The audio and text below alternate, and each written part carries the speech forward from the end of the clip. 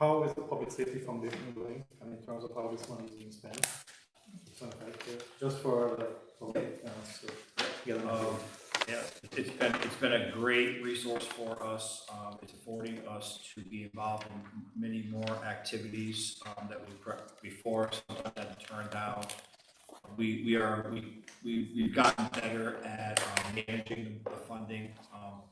A good example of that is we donated $5,000 towards the 518 Unity Cup this year, where last year I believe our total contribution was more like $12,000. So we've done a little bit more. We've done better with spreading it out amongst the community.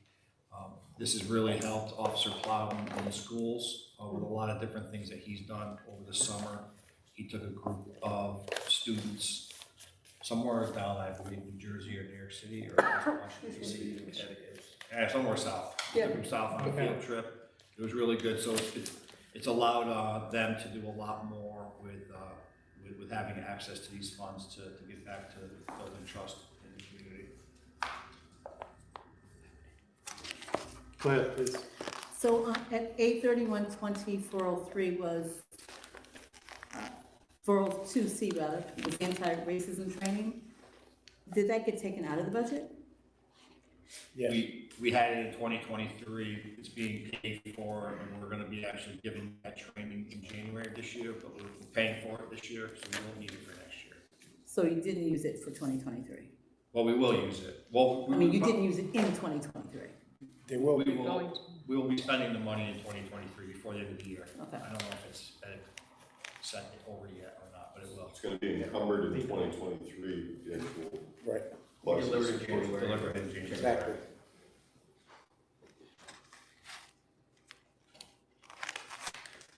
Any other questions? Chief, keep moving. Page 19. For Field Services Bureau, I'll be led by Chief Antonovich. This is the bureau that handles everything from answering calls, doing our traffic enforcement. They're the one that's been hardest hit by our staffing shortage. They've done a really good job with keeping the shifts staffed, limiting the amount of mandation. And you know, this is the area where all of our hires go as we're able to bring more officers on through training. We have had a couple officers leave recently. State Police is doing a big hiring, so we lost a couple of there. Another one to a local department.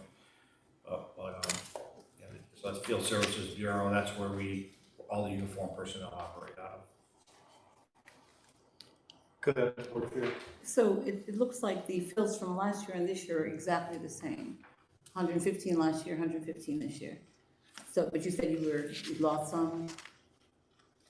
Or people? They became vacancies. Yeah, we actually lost those actual positions. Okay, so, all right, so there's some vacancies They within became there. vacancies Okay, just recently. all right. How much? Just recently? Just recently, this one. There's only one vacancy coming up, Yeah. and then the other one's we lost two in the last 2 weeks. Two were gone. Two in the last 2 weeks, I believe. Oh, okay, Beginning of October, lost. okay. So that number should go down, basically, if they're gone by the time we pass this budget? No. You're gonna leave Looking it, the to positions will stay there? maintain this level of staff, Okay, in the beginning of the year, we carried as vacancies, we looked to recruit and fill mhm, Yeah, we'd like to fill those positions. okay. Any other questions? Page 19. If none, we'll move to page 20. Police investigation. That's our investigative services unit led by Chief LaGuire. In this unit, he oversees 35 detectives and our GIVE grant, the GIVE process, which was expanded this year to include anti-violence coordination and non-fatal shooting investigations. He also oversees our crime analysis unit and all of our federal task force officers. That is the one position that we've added to our budget is the GIVE anti-violence coordinator, which is fully funded by the GIVE grant.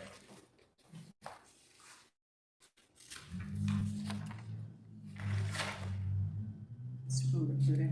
Go ahead, please. So that'll be a year to year in terms of the grant, or do we anticipate, you know, how would we anticipate paying for that if the grant is not available? Well, we expect the grant, it to be filled with the grant each year. The person we hired is doing a great job. She is retired from the federal government.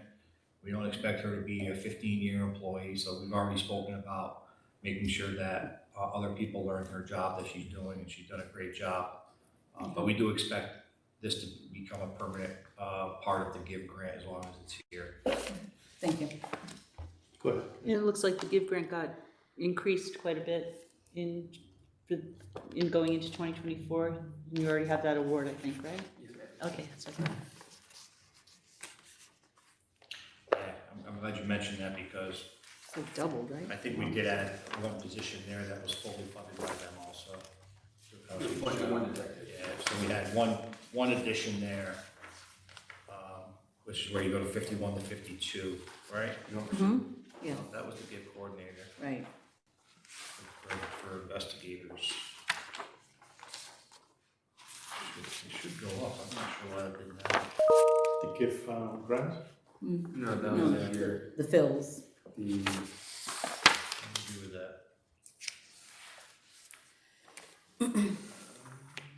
Maybe we just shifted it, we pushed that job back for so, yeah. It is what it is. One of those positions is fully funded by GIF, which is a non-fatal shooting. Go ahead, please. So it's it's not a new position, it's just an existing position, but you're being paid for it to give? Correct. Thank Fully you. funded by GIF. Thank you.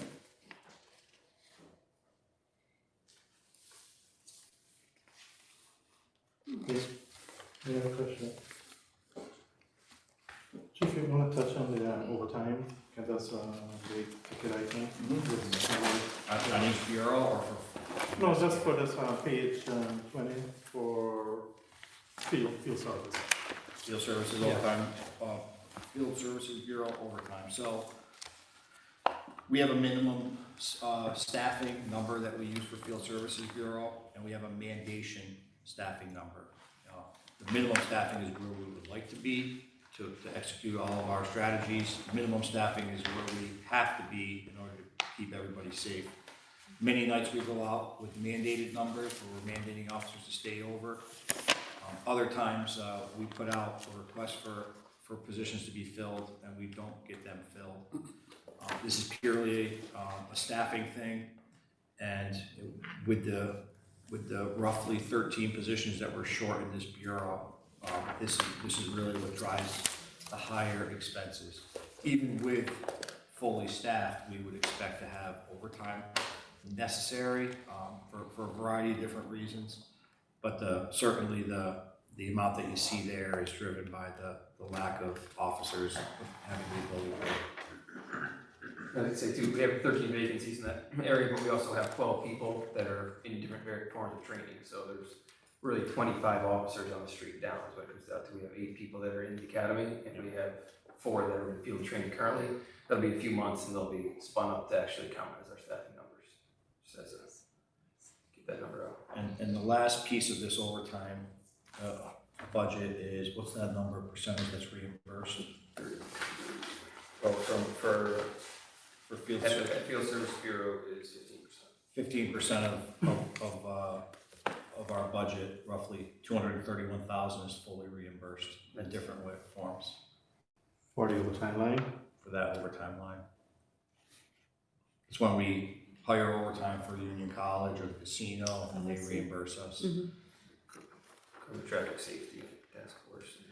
Different grants that we get, it's overtime, and then the county task force is fully funded for the overtime also. On the county. Go ahead, please. So I had a quick question for clarification. You said there's 13 vacancies, and then your breakdown was 8 officers in the academy and then 4 in field training. Does that not account for them being fully trained, or is that so an it's addition? 13 plus the 12. Okay. So you have 25 officers right now that we would need to be fully staffed. Thank you. Which means that our patrol division is down roughly 26 officers. And how are we with the training in terms of the timeline to get these officers around? The current academy started in July. They get done roughly in January, and then they go through 12 weeks of training. So we expect them to be counted as staffing usually by the beginning of May. That'd be the 4. That's, oh, there's 9. Or 9%. Or Nine. there was 9, there's 8 now. There's 8, yeah. Right, we lost one to the state police. But it's 8. And we would be looking to hire for January, and that class would graduate roughly in August. And it's usually around this time of the year that they become staffing. So anybody we would hire for the first of the year, they're about a year away from now to be staffed. And so the 8 will be fully staffed and count as staff when? By May 1st. May 1st? Yeah. Thank you. Go ahead, please. Just to the side, do you find more people are taking the exam than like a couple of years ago when it was really, really low? We have less people taking the job now than they did 10 years ago. Right. This last test that was given, we did see an increase. Nice. We had been doing a lot of recruiting. But it was a really low number last year. And we're at the point where we're giving the test every year now. We're also, we're also really, it's competitive between agencies, especially with the state police. They have so many numbers that they have to fill, so it's difficult. If you want to be a police officer, you can write your own ticket where you want to go. Go ahead, please. So Chief, when you talked about the overtime line, you said that there were like specific officers that apply to. So is it only, is it done by seniority? How is that decided? It depends on what the overtime is. If it's, so for instance, if it's the governor's traffic safety detail, it's primarily given to our traffic division. And then we supplement it with officers who volunteer. And then the volunteers that volunteer for overtime go off of a rotating list. So if you take the overtime you need, goes at the bottom of the list. And then it's all based on volunteering. And that goes for the same for staffing also. If you get hired as a staff overtime officer, your name goes to the bottom of the list. And then they start at the top and they offer it to volunteers. Thank you. Any other questions? All right, seeing none, we'll move to page. That's this item on page 22. Confidential fund. Confidential funds. Confidential funds, that's an amount that we give to our special investigations unit to run operations. And we're finding that with the change in, some of the reforms that were done at the court level, it's harder and harder to get confidential informants. So we have to pay them more to give them the reason to want to do it. So that's why we ask for increasing funding. Okay, and then we'll move to I have a page. question. Go ahead, please. So last year, there was an item, it was paid for by ARPA, 3123, 4446, the LEAD program, LEAD program, so it's not here this year. Can you just talk a little bit about that? LEAD, it hasn't necessarily taken off to the expectations that we would have right now, so, we decided not to fund it until it's ready to go and we're ready to adopt it. Right, so we put 300,000 in the ARPA fund, so where is that, if you haven't used it, where is it in terms of the budget? We have not used that. I believe that, I don't even think it was I don't have it. 23, I think it was 22 that we had. That was 22. 23, okay. But I think we budgeted in 22. Okay, and so we didn't use it, so Yeah, so it went back into the pot, it went back to the correct. general fund? Yeah. Okay, No, no, ARPA ARPA pot? Okay, just want to make sure which pot it went into. Yeah, no. Okay, so as long as it's back in the ARPA pot. So we don't actually take ARPA money and move it, we keep it, and then Until when they we spend it, we spend it. So the pot, if you don't use it, that pot is there. Okay. Yeah. Thank you. Any other questions? We'll move to page 24, and that's parking.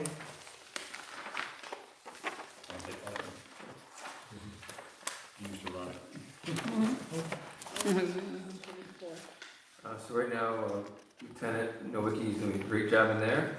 We have the same, we're fully staffed there with our two vehicle process specialists too, our traffic supervisor and our four parking meter attendants.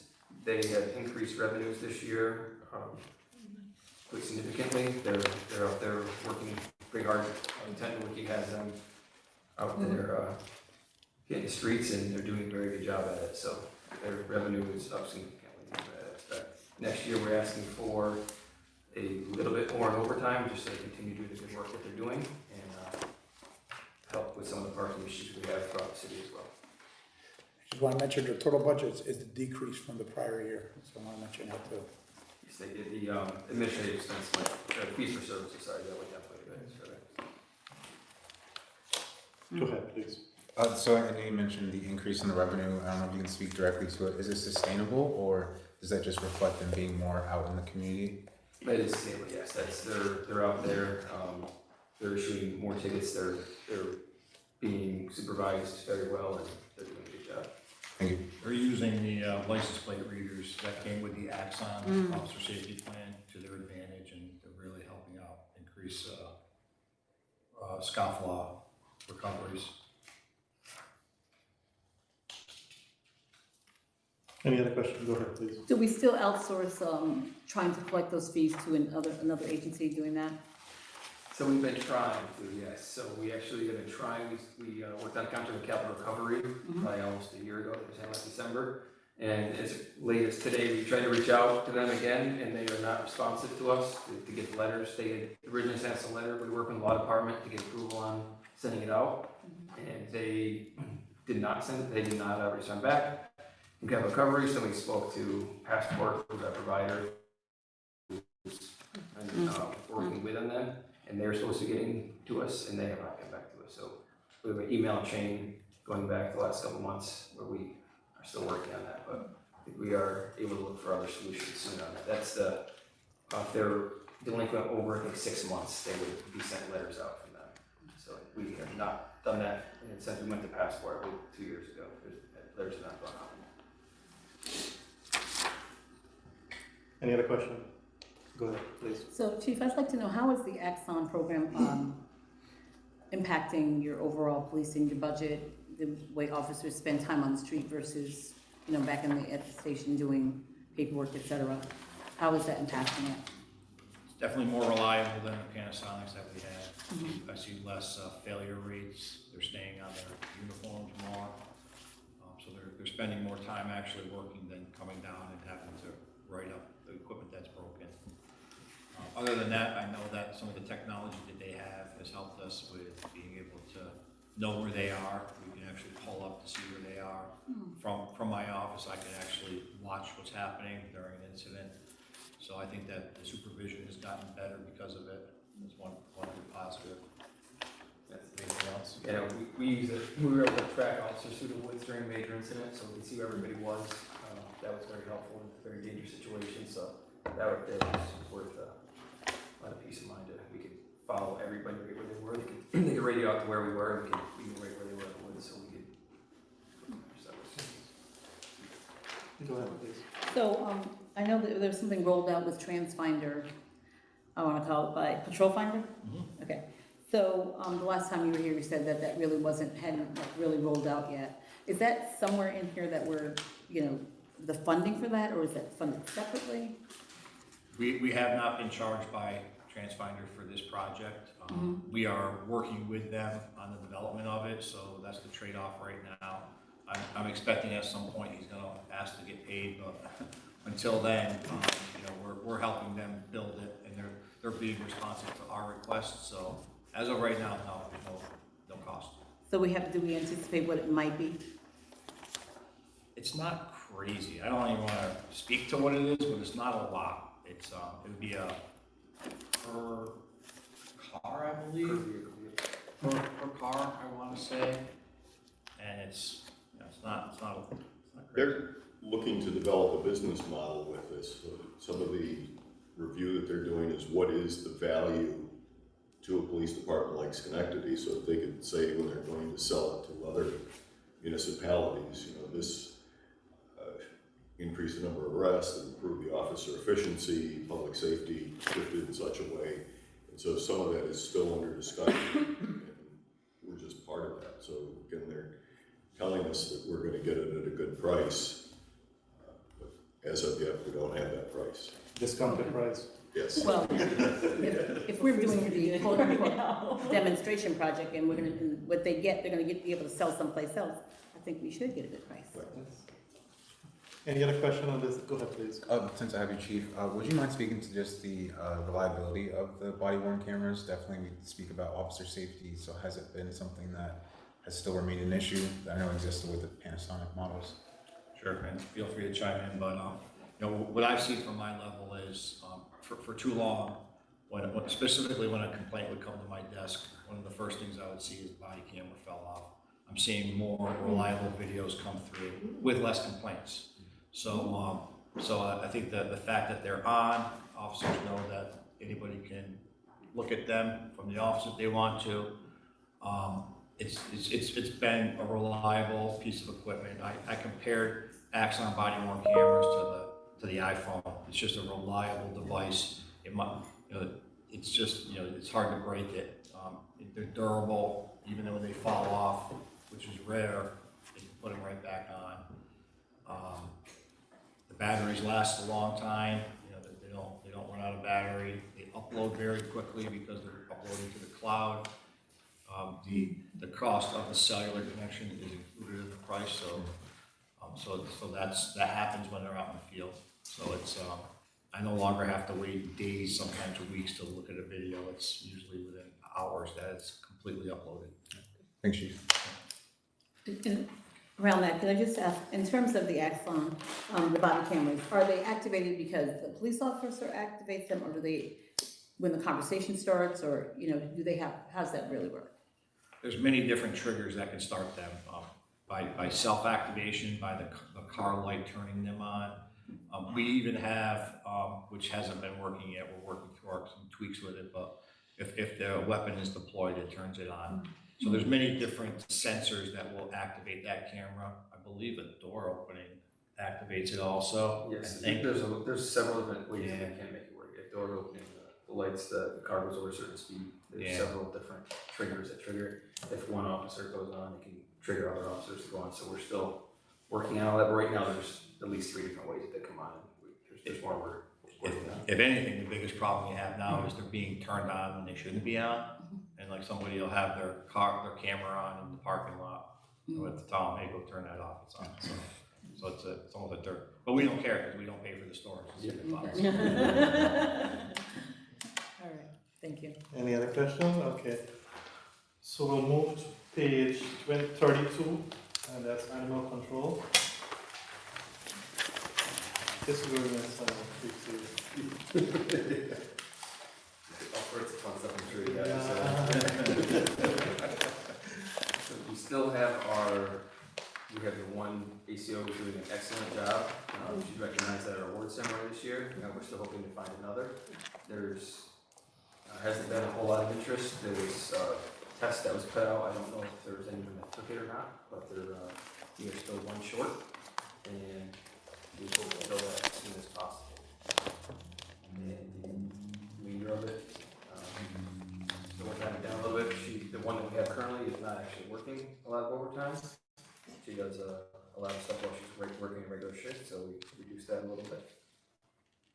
And the fees for service, we went up there, our contract with Mohawk Hudson has gone up a little bit over the last few years, so we included, since the contract was up at the end of this year, and we are in the process of trying to negotiate a new contract. Any question? On the second. Go ahead. I know that Lieutenant Dalton Dalton. came, yes, to talk about the new facility. So the impact on that in terms of us paying Mohawk Hudson will be less? So it depends on how the facility is built, and used. For the year or two to come, I don't see that number going down at all. Okay.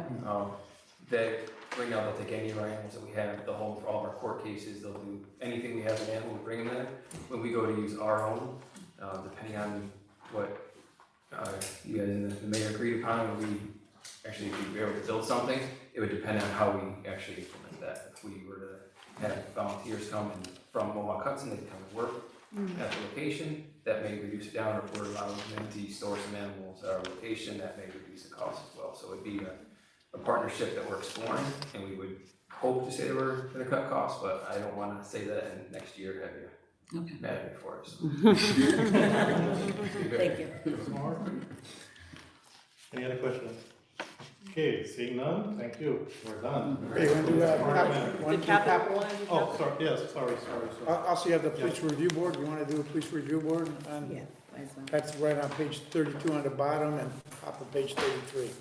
32 at the bottom.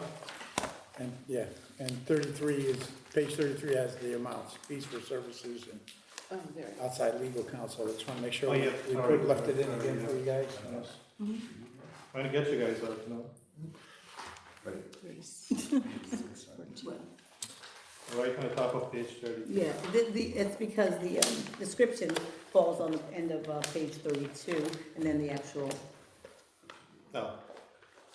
Yes. can you see it? It's at the top of 33. Fees for services, 3614, Yep, so it looks like everything is the same for this year as last year. correct. Just wanna make sure everybody saw that. I just want to ask a question about that. So can, so the $5,000, can they use that to go to training? Yeah, yes, I think they have. They just We did that We membership. just sent them the training, right? Derek?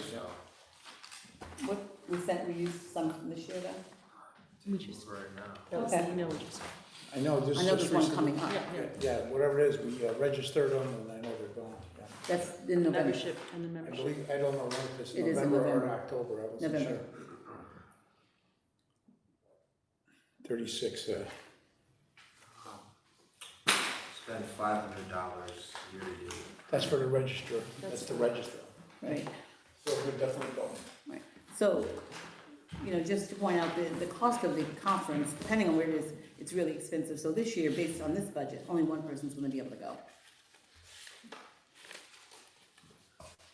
It's a pretty expensive conference.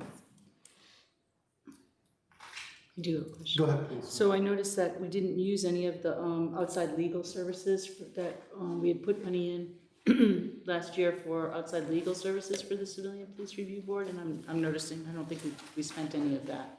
I just wanted to get your opinion on, the extent to which that is necessary. I am sorry, I actually am not prepared to speak on this Okay, one. no problem. I actually was not aware of this, talking about this line, so I don't. Okay.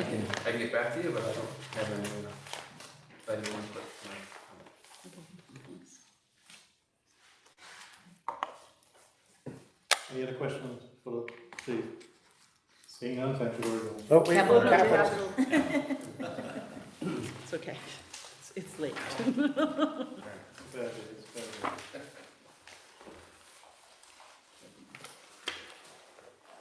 Okay. Page 1 on the capital budget. Most to the bottom.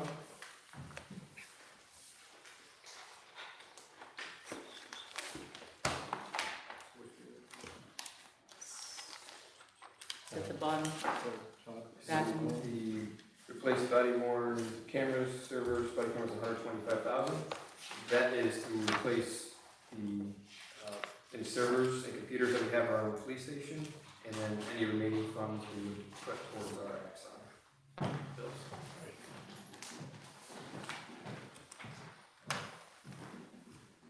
The SOS team equipment, the vest, helmets, mask, and shield, our equipment has been, some of it has been expired for an extended period of time. Some of them have a 5-year, and we've had them for 8 or 9 years going back. So this is a request that we would ask for to replace all the vest, helmets, masks, and shields for the officers. We were able to buy 2 masks this year with grant money that we already had from left over, but they're being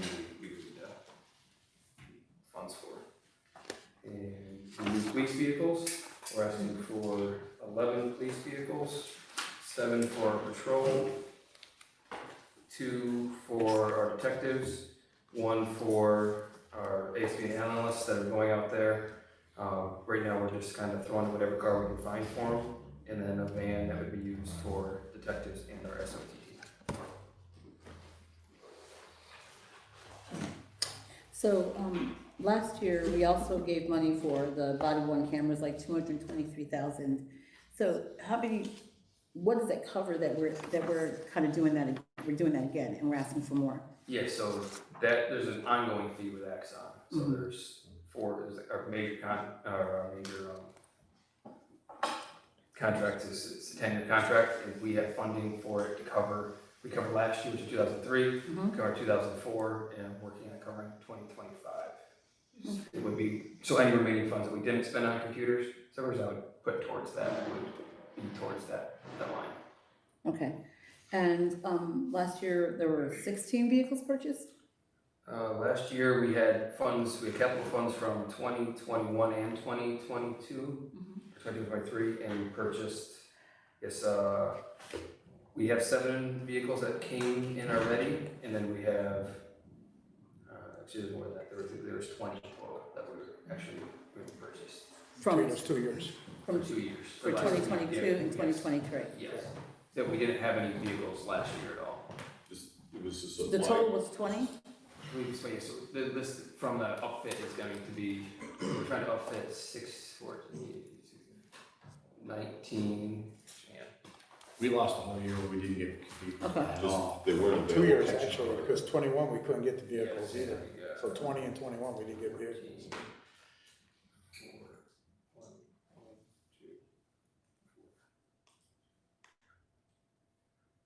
I think there's 25 vehicles total this year. That's between patrol, detective, and administration vehicles. 25 total sounds right. Yeah, that were, Okay. yes, some of them don't need I up. think I sent that to you, John, right? We Yeah. sent you that, yeah. Yeah, we'll go through the question in a while. Yeah, that's So you have 17 here, and you have 18 outstanding? No, sir, we had, so far, right now, we have 7 that are sitting, waiting for hopefully Monday night to produce the upfit bid to you guys. And then we've received, we have 5 that are currently on the road, and we have 7 that are waiting for upfitting, and then we're waiting on the remainders to show up. Okay. So, and that price when we create new vehicles, that includes outfitting too, it's not just for the cars. It's all built in. Yeah. Go ahead, please. Wanted to speak to the SOS team equipment, and we had a similar consideration with the fire department, making sure we're fully equipping them with current gear. Is there any reasoning for why that was extended well outside of the warranty? And then I just wanted to reiterate, this request fully equips that team with all new gear, correct? Yes, sir, yes, it'd be all new gear, I think there would be 2 shield or 3 shield that are left that are not expired yet, but the other ones would be replaced. So it would be operating with no expired equipment at this point with this. And the reason why we haven't done it before, I don't have a valid answer, it's just one of those things that didn't get put in the budget before, and it should have been, so. I want to say that they expired right around the time that COVID hit. So there was maybe a 1-year oversight on missing it, and then COVID hit, and then we had other priorities, and we're just getting around to this now. Thanks, Chief. Any other questions? All right. Are we missing any department? Are we missing anything? That's it. All right, seeing none, thank you. Thank you very much. Thanks. Yeah, well, have a good evening. The next department will do engineering. Let's see, and that should be page 10.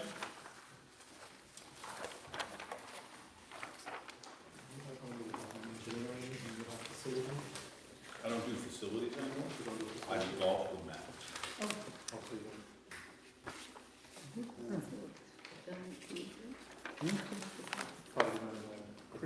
Chris, What's that? No, property So management. you just pay, just, 1440 and 1441, and then golf. okay,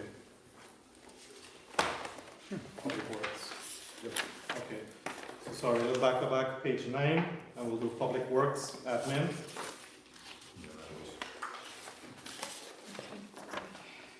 Give us a Yeah, of course. feel. And then we'll hand it over to, Chris. Total public works, the adopted budget, $269,169. The 24 proposed budget is $284,298. 3 fills, that's a 5.62% increase. A 1441, engineering, construction, and design, the adopted 2023 budget, $428,286. The 24 proposed budget, $361 and $5. 3 bills, that's a decrease of 15.71%. Yes, Okay. You wanna do the other one, engineering, oh, that's all? That's a 1448 to 1441. Okay, perfect. So just wanna give us a summary of what's going on, and then we'll sure question. This is, Go through each public works, and then we'll admin, and then go through engineering, construction, and design. it's a relatively, simple budget. Most of the, the costs are in, administrative salaries. The rest of it is just support, paperwork, things like that. When we're looking at 1440, one of the changes that we've tried to make from last time is we did introduce an IPS 3. That position was filled for 6 months of the year. However, that person took an internal promotion, so it is now again open. So we'll be looking to, we've already posted that, and we are trying to find a replacement for the IPS 3. So right now, the engineering department consists of myself, an assistant, and an IPS 4. So that was what we have right now. Otherwise, the biggest thing that we have is a fees line, which you would see, let me see, which one do we have here? A 1441, 1440, 465, the maintenance contracts. That one, well, everything that we have here are for essentially for agreements or for leases. So if you're looking at 404 fees, we have a Xerox machine. Everybody technically has a Xerox machine. We spend about $2,500 on that a year, and we use ArcGIS, a program that we share with the city, and the engineering department spends $5,000 towards that. One of the other one, 465, those are MOUs, detailed out. We have an MOU with the CDTA for the bike share program, and hopefully scooter share in the future that you see around City Hall. We have an MOU with Amtrak for $1,500, and then we have small agreements with the DOT for the signs on 890% for park and the golf course. So that is the line that comes out for those bills. Otherwise, it's agreements, licenses, and essentially overhead. The rest of the $44,000 in that line. You mentioned that there's a vacancy under public works admin. Is there any vacancy under engineering, construction, and design?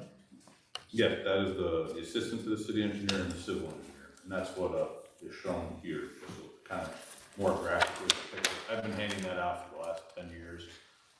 It just kind of transitions and shows what we've tried to do. That we did from the year before, we had an assistant and we had a junior, but we haven't had much luck, so we've just kind of put it into 2 positions. If we were to find a candidate, we could always kind of move and downgrade the positions to something, but these are the most flexible positions that we think that we have available. Okay. Any questions? I do have just one quick question. Go ahead, The IPS 4, that's just the 4% increase there? IPS 4 is per the union contract, so I just copied that out of the book. Okay. It's like, I think it's 4, and then it's kind of like, Tony, right, there's a little bit, and then there's a little bit. 4.41%. Yeah, it's a little more. Because in July, they get another increase, so we try to combine them to 2. All right, thank you. Yeah.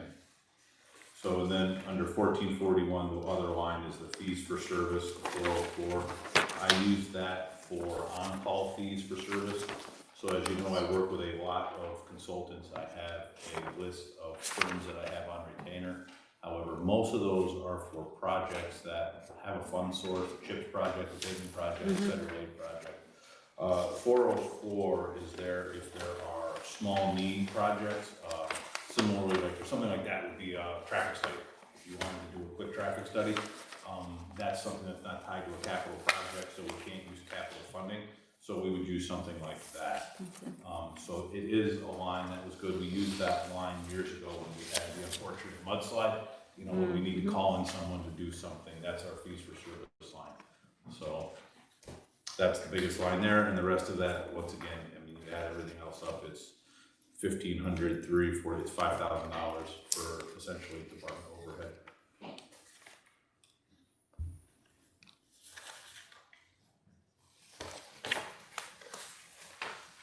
So do you know your year-to-date on the 14, that line, that's one? Which one? Which number? The fees for service, 1441,404. Yeah, sure. I don't have the year-to-date. Okay. You have it? Yeah, Yes, you got it? yes, I have it here. Yep, here it is. Okay, so, Here, the actual is 105,000. okay, So what we end up doing when it is that, is we actually, since we don't have staff, we transfer money from the salary line into the fees for service line. okay. So we've never done it outside, but we just kind of move money around within the code. We've done that actually for the past couple of years because we don't really use the staff administrative salaries ever. We, you know, it's not that we don't try, but we ended up moving that into there. Okay, so you have, you can cover that, For this year? Yeah. Yes. all right, thank you. Any other questions? You have capital? I have capital, yes. So let's do capital here.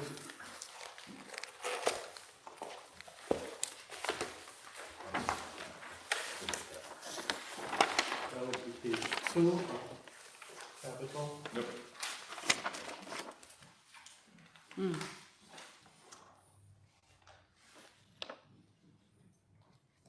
So you just want this, Yeah, I can run just through it. run through it. All right, so these are essentially all what we're calling our priority one projects. The first, court renovations.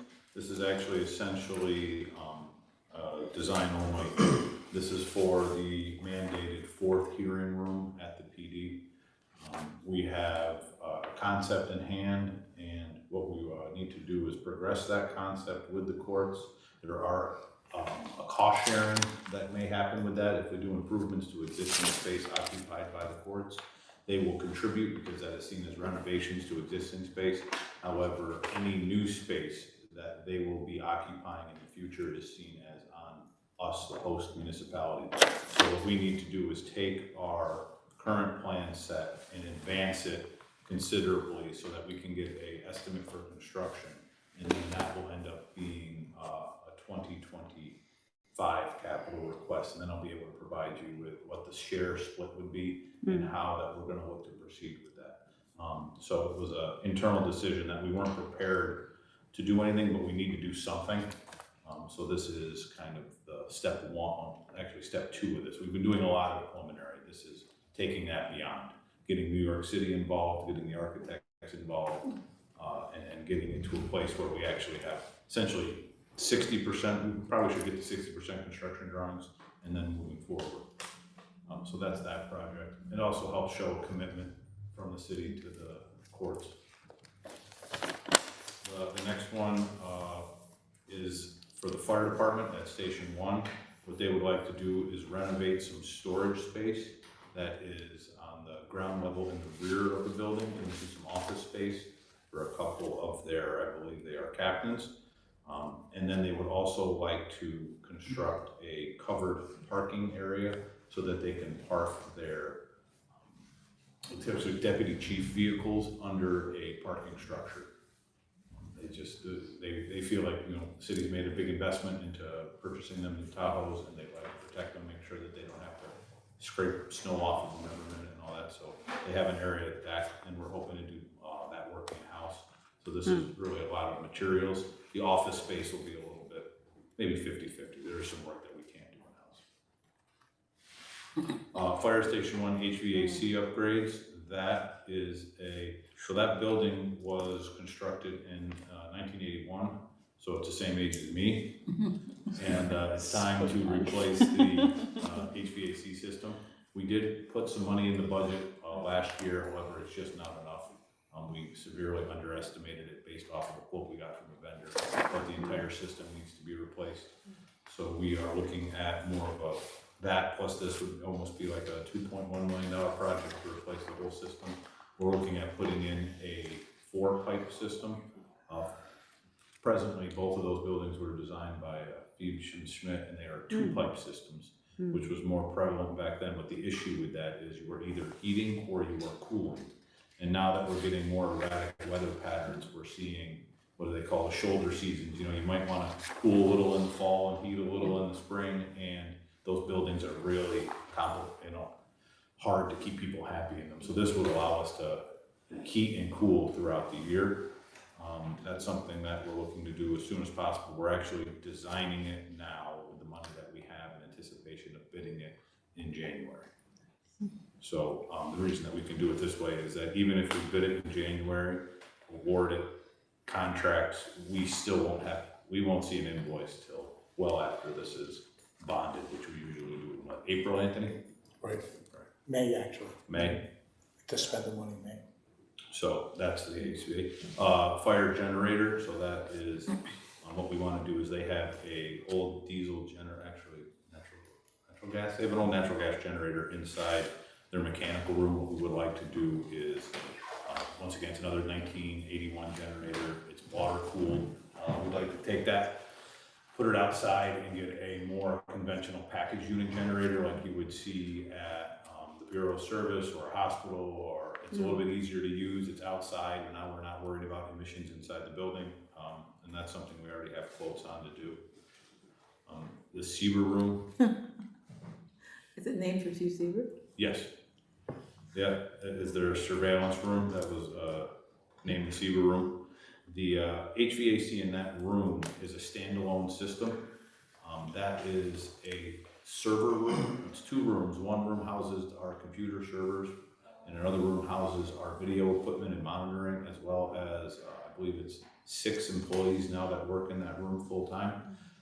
The room is continually pumping heat. It's not just the machinery, all the equipment, all of it is just a lot of heat. So it has a standalone cooling system just to address that, because the room essentially never needs heat. It always has heat. It just always needs cooling and air. And the units that we have are no longer serviced, and one is down and we're using it for parts on the other. So if the one unit goes down, we will have an issue. So this is something that we already have designed as well, and we're looking to bid as soon as possible, and then when this gets approved, to move forward with the construction. PD Kennel, this is supplemental funding to the grant that Lieutenant Dalton had talked to you about. He asked if I could put some in, just to bring the budget up to a number where they think they can build this facility. So that number is there as a placeholder for them. Central Park Casino renovations, that is another supplemental funding to the money that was announced from Santa Barbara's office, because that project is going to require a little bit more money than what was allocated, as the building needs some work. And then the Woodlawn Bathhouse roof, that is the existing bathhouse in Woodlawn Park. The bathhouse is structurally okay, but the roof is in need of a replacement. Any question on this section? Go ahead, please. Just a clarification, you said the court renovations, that a lot of money was for the design only?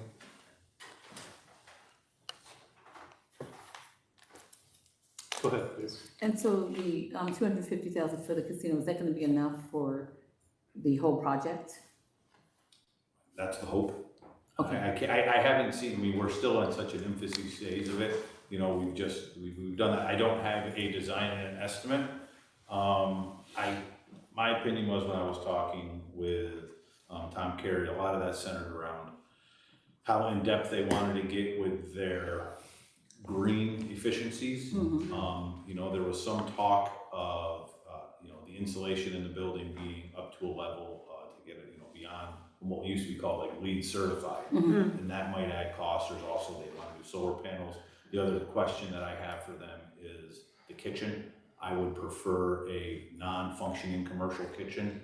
So if we could find something that's kind of in the middle of, if you've been up to Steinmetz Park, we have a kitchenette up there, if you will, sink, counter, it works. If we can do something like that, that would be more within this budget. But if they start requesting things like new walk-in freezers, then we'll have to talk about it.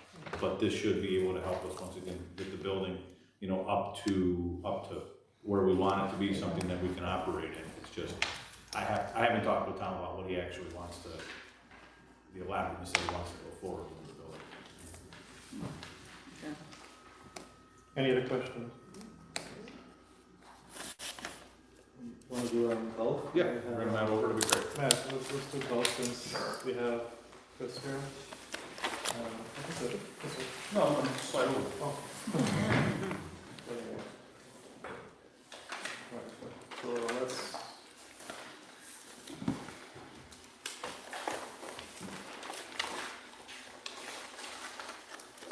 So, yeah, just a quick overview of the golf fund. The adopted 23 budget, $1,408,050. The proposed 24 budget, we're looking at $1,554,835. This is approximately 10.42% increase. The proposed budget is looking at 15 fills. So Matt, you just want to give us an overview? That's all a good thing. We don't want to hear nothing negative. All right, well, have a good night, everybody. So yours.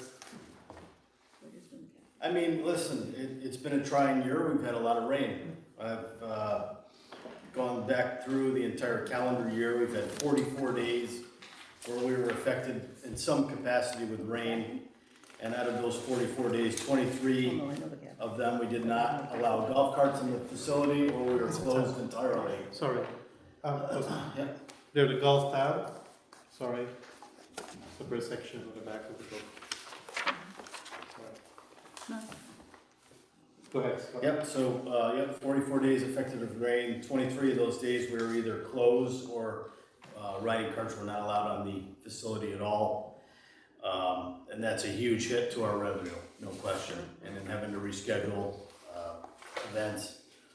Some of those days we had, I think it was the Schenectady Athletic Hall of Fame. It was their big golf event that they run every year. 120 plus players that they had to just cancel the event completely because of rain. So that, you know, those are days you don't get back. But I can say in the days where it's been nice, we've been filled to capacity. So I'm confident we're gonna hit our budget goals this year. It's just a shame because if we didn't have those days, we would have, we'd just wallowed it. So golf is very weather oriented, obviously, that we are so dependent on that end of things. So like last year, we couldn't get rain days. And then there was the whole debate on the irrigation, of course, and you know, we're in the middle of a drought, blah, blah, blah. And this year it's the exact opposite. We can't get the rain to stop. So, you know, I don't expect that to happen every year, obviously. I think we're gonna get, you know, another summer where it will be nice again. So you'll see that fluctuation in revenues and so forth. And of course, you know, in those days when we do get rain, we slash the labor down. You know, we send people home, they're not working and so forth. So we try to, you know, cut the corners where we can so we meet all of our budget goals. But it has been a good year overall despite all of it. A lot of positive reviews. Got the new carts. Yep, the cart fleets have been well received. They're much quieter. They're much, you know, they have some zip to them. The GPS screens are beautiful. Yeah, the players are very, very excited about that. So I think we've done a really good investment on those. And we can monitor the carts, we can Yep. restrict the carts, which has been something of a benefit for us, for the quality of the course, for Matt, to be able to regulate people better. People might not like it, they're used to doing kind of what they want, but the carts have been a success. Great. Go ahead, please. Question. So I know last year you came to the council with wanting to increase the membership fees. Would you say that was directly related to maintaining the revenue line despite the rain delays, or is it just more population? We did not raise them this year, actually. So what we raised was, we have a strategy of trying how we try to do it, and a lot of people feel like we're always raising something, but we're always trying to associate a fee increase with either the market or an improvement. So this year, we did raise cart rates. I meant last year. What's that? I meant last year. Oh, the previous year, yes, we did. We did that based off of some improvements, and we may be, based on the irrigation going into compliance, looking to do it this coming year. But we never assume that in any of the budgets, because we don't really need it to balance the budgets. The course does well enough on its own with the year-to-year rates. But, you know, yes, you know, if we are looking next year that our carts are at a hold, and we will probably do some kind of a green fee because we will be making that significant investment in irrigation. So, follow-up question, would you mind just explaining the need for the course advertising, or what was your direction with that? It should be the bottom CR 2770E, the last item.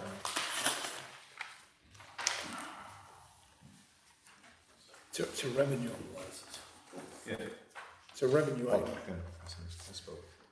Yeah, that is a revenue, course advertising. So yeah, this Okay, is, yeah. we have hole signs Yeah, on each 18 hole that we charge. We also have what we call a scoreboard under the awning that we rent, and we have scorecard sponsors. 2 on the scorecard, 18 holes, and the scoreboard. So we technically have 21 people that sponsor the golf course, and that's the revenue from those sponsorships. No, I spoke. Thank you. Go ahead, please. With paths, with paths, do you expect like tournaments to be able to go on now? You know, 110 because it'll be cart paths, so cart path only versus now you can't do that. So we won't be losing revenue for tournaments and things like that once the paths go in. I know leagues are different, but. yeah, That's a capital question. if we were able to install cart paths, one continuous cart path from start to finish, Right. then we will never ever have to pull carts from the course again. Right. We'll never, I won't be telling you about 23 days of no golf carts being on the course or closing completely. Good. It's just unfortunate because we don't have that. So some areas are just not passable. You get so much rain, it's so saturated that you will do significant damage. So that's why You have to pull. you have to do it, yeah. And in the end, it's just a lot of lost revenue days. So it's definitely gonna pay for itself by doing that. And would it affect league play? The only issue, no, it will in the fact that people have to walk a little more, and don't want to, but, Right. But the we leagues won't would. have to cancel leagues. I Okay. mean, that clause in the contract is, all the leagues in their contract that states that if carts are not able to go out that specific evening, then they're not required to play, and they won't be penalized for missing that week. Now, we can sort of change the language in that. Wondering. Yeah, And and the beauty of the system too is when we were to go to that route. Yes, to Matt's point, people do not like cart path golf because we are not pro golfers. If the cart path is on the Takes left long. side, we get it to the right side, and then we have to slog across a wet course to get to it. But the nice part about it is having an indoor cart path in cooperation with the new carts is Matt and the system now can update, and they can say that the carts need to stay on this path. Whereas previously, if we were to have it with the gas carts, you could drive off and you could do significant damage to the course. And now they won't. They just shut off. If they drive off, the They'll car literally, shuts down. the GPS will censor it and they stop. And the only way to get back on track is to go backwards. And then once the GPS recognizes that they're in a place where they need to be, then they can go forward again. So if they deviate off the path, it shuts up, but it absolutely helps us control that better. But even so, like to answer your question, Maureen, yes, it will definitely help the bottom line for sure. It would pay for itself, but leagues won't be affected now. Go ahead, please. So, do you anticipate, I see the year-to-date, we kind of are close, do you anticipate being able to get the revenue that was projected in for the 2023? Yeah, Right. So yeah. it's like I 1.4 think we're gonna million. be We're at like Pretty 1.3. close to that, yeah. What does your number show, how much down? 1.29, 1.3. Yeah, as of today, I pulled it up on my phone, we're over 1.3. Million. Million. No. Yeah. What's that? We're at 1.3 million right now, as a current, software system shows on my, end. Okay. With, I would say, a little over 5 weeks to go, if all goes according to plan. Okay. Oh, I didn't, because I'm not sure when golf season ends, frankly. I thought when it got like this, you stopped playing outside. But, We try to go historically the Sunday before Thanksgiving. oh, okay. Yeah. Usually it ends up being perfect timing. I At believe that that point in number time. doesn't also show the credit cards that we receive payments for. We have to reconcile that at the end of the month, Okay, so. thank you. Go ahead, please. So in terms of, the outdoor and all that, is there any, do you have anything like any golf simulator or even a place for that? I mean, those considerations, do we have even space for that? Because, well, with climate change, we think it's gonna be a long golf season, but do we really know? So is there an opportunity for people to do, I guess people do simulators is what I'm told. I've been to one. So, with that, The bunker. yeah, so. Yeah, it's definitely a growing trend. I'm seeing a lot of facilities investing in that. We have space in our clubhouse existing, but it would take some financial backing to do that, for sure. And I mean, not to speak, Matt and I have talked briefly about it. My preference is that if we had a desire to do something like that and entertain something like simulators, is that we would put that into our RFP for the concession that the city would like, because people expect that when the simulators are working, it's not just Matt giving simulated lessons, it's also an entertainment. I mean, the bunker is a phenomenal place. I've been there multiple times. Never play golf, I just go. It's phenomenal. And they expect services, so it's beyond, I think, Matt doing that in the city, but I would welcome being able, putting it in, providing them with space to have it, but I would really want it to be a partnership with the concession and not just a city go at it, because it brings us up into now we're running two businesses, and it just, I think there's some complexity in it. All right. Thank you. So, Anthony, you just want to go through employee benefits, debt service, Yep. unallocated insurance and transfer, and then we'll go into capital. Let me just point out a couple of highlights. There's only a couple. Go ahead. It is CR 7180-200 equipment. So equipment, everything is usually pretty standard. Equipment would be different. So one of the things that Matt has asked about, Matt, if you want to get into those two items right here, if you want to see them, those are the two items that we're talking about. They're kind of significant for you. Yeah, okay. Right at the bottom of the same tab, You see them falling. Yeah. golf tab, Yeah. like the second to last page. Talking 781, 200, right? Yep. It's on page one under golf and expenditures. What are you talking about? What's the number again? Facility equipment, line CR 7180-200. Okay. So you'll see there's a request in there for some items, and it's mostly trying to install a new phone line for the golf course. What we have is pretty generic right now. More of a system much like when you call the city, you can hit a link, go to the restaurant. If you need to talk to the superintendent, if you want to book a tea time, push this number, get it to a little more up to date. And then I've been with Matt. Matt is on the phone all the time. The phone never stops ringing. So we're trying to free him and his assistants up, and we think a modernized phone system would help. So we'd have to work with John on that. And then the other item was a range ball machine on the practice range itself. Just adds a little more professional element. people could use tokens. The range machine could be open when Matt's not there. It's just a little thing, but we would put it down by the cart barn, wire it there. I think it would be a nice feature. So those are two things that we'd like to see. The other thing, Matt, if you wanna talk about the system that we would like to get in place next year for tournaments, a little bit more technology in that as well.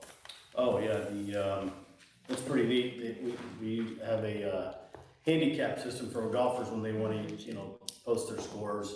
They go into a system, through the USGA, and they can post their scores and get, their handicap, and see how they stand with their peers or amongst themselves. And another feature of the system is that you can do tournament software, and, it's pretty neat. You can actually connect it through a laptop or something, and it goes right onto a TV screen. So if you're having an event, you can see it in the bar, you can see it in the clubhouse dining room, you can have the See it on TV your phone. outside, you can see it on your phone. And they do a live scoring system, so if everybody at this table is playing the event, you can just go right to your phone, put your score in, and then everybody can see where you stand in the actual event. You can see who's lying. Pretty You can actually go hole by hole? Yeah. Yeah, oh, cool. Yeah, it's a new system that is, really catching on. Yep, seems to be a big growing trend, and, Can we it's charge really a for it? nice feature, actually. Can we charge for that? Do we charge for that? You could, yeah. No, we You said can we- build it into the tournament fee, sure. Tournament fee, yeah. Yep. The other thing that Matt and I just wanted to mention, is that line item 7180465A, golf course maintenance, that contract is, the base contract is up, he has a couple of one-year extensions, and we are not, certain if he will be renewing or not with the one-year extensions. So this estimate is based off of the one-year extension being taken. Matt and I have a meeting with him tomorrow to discuss it. If he does not take the one-year extension, we may need a budget amendment in the future. I can't anticipate what the cost would be or what would happen in the future. But just to plug, Mike has been with the course for a very long time. He is the reason for our success, so we're gonna try to keep him, but if we are unsuccessful because he wants to retire, we will try to make as best we can with it. So is this for a 1 year? That is for a one-year cost. So what is he hinting at? 2 year, 3 year contract? Oh, he wants to retire. He's No, retire. He would like to retire. No, he has a 3-year base contract, and how the city operates with our contracts for services like this is we typically do a 3-year base contract with 2 one-year extensions that can be executed at the discretion of the mayor, and that's standard contract. His base contract is up this year, and he may want to retire. We're gonna try our hardest to unretire him tomorrow, but if he stays retired, it's going to be an issue for us. Yeah. Try to get someone in place quickly. That's all. Go ahead, please. So are all the positions filled? Yes. Thank you. All right, so Anthony, Derek, you just want to walk us real quick on the employee benefits? Yeah, Debt service? yeah, the debt service is, the bond, that we have, out there right now. I think we're about 8 years left for payments.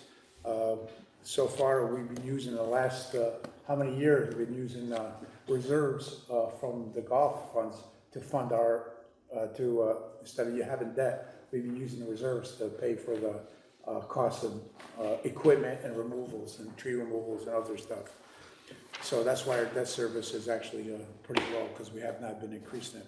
Our golf cart payments, for leasing the golf carts, we have the electric golf carts, $96,100, that's the next, 5 years, I believe, right? We got that going. Unallocated insurance, that's general liability insurance. We had to raise it 3%, 20% to raise it? We got 6%? I think approximately 3%. Well, we had to raise it, the unallocated insurance, that's mostly just the liability insurance on the course. What else? We have health insurance is just for Matt and his family. workers' comp, unemployment, social security benefits for all the part-time and full-time employees. And, of course, we have the, New York State Retirement Fund payout. Any questions? Seeing none, we'll move on to capital. And that is page 2.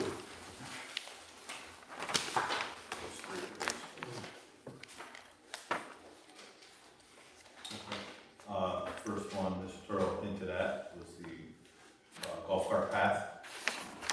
So we're looking to, we have some cart paths, that is some additional funding to complete the gaps in the system. This is something that we would do upon completion of the irrigation. Want to get the irrigation in and then move forward with something like this. So it'll be more of a late summer, early fall project.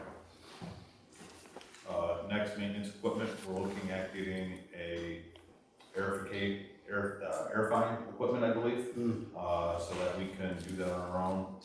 It's a piece of equipment that Mr. Chesney has been renting to us in the past, but he's looking, like I say, to retire. He thinks it's the best for the golf course if we have it on our own. So that's the money to get a piece of equipment. We've been fortunate, we do have a good deal of equipment that is up to snuff. We have a new maintenance building. We are working on powering it and getting some facilities there that are a little bit better. We just went through with Paul's help with OGS, and we repaired the existing barn and painted it, so trying to bring those facilities up. So that piece of equipment. And then the third one is tree removal. We didn't do a lot of tree removal last year, but there are areas that we would like to open up, that we have a lot of dead trees, and it's just something that we like to do every couple of years. We just keep the course, keep the course up to snuff. And that total 450,000, again, we're not gonna borrow that, we're gonna be using reserves, golf reserves on it, so keep the debt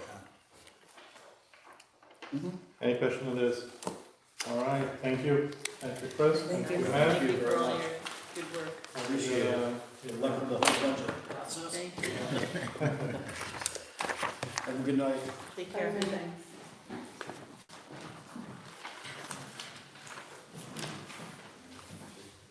Derek, are you gonna give us a view of OGS, or are we just gonna do by departments? I figured we could do, Chris. just a general overview, Oh. the whole amount. Okay. So that would include, the 1621, 1622, 85010, 85110, so all the OGS parks, waste. Maybe it's better to just go by department. Yeah. 1621 was the first one? Yeah, so here, what I will do, because there's a lot, we'll just go through and just give us a summary, and then I will ask, He had to just step out for a second, he'll be right back. all right. Straight I away. can just tell you, codes here. give you the total. No, stop. Maybe I not can give go you take a the- break if anybody. That's what I said, we got codes here. That's what I said. If you want the total of everything, I You have could that number. So I'm gonna go through each department for OGS. Give them the total. When they're back, we'll get them.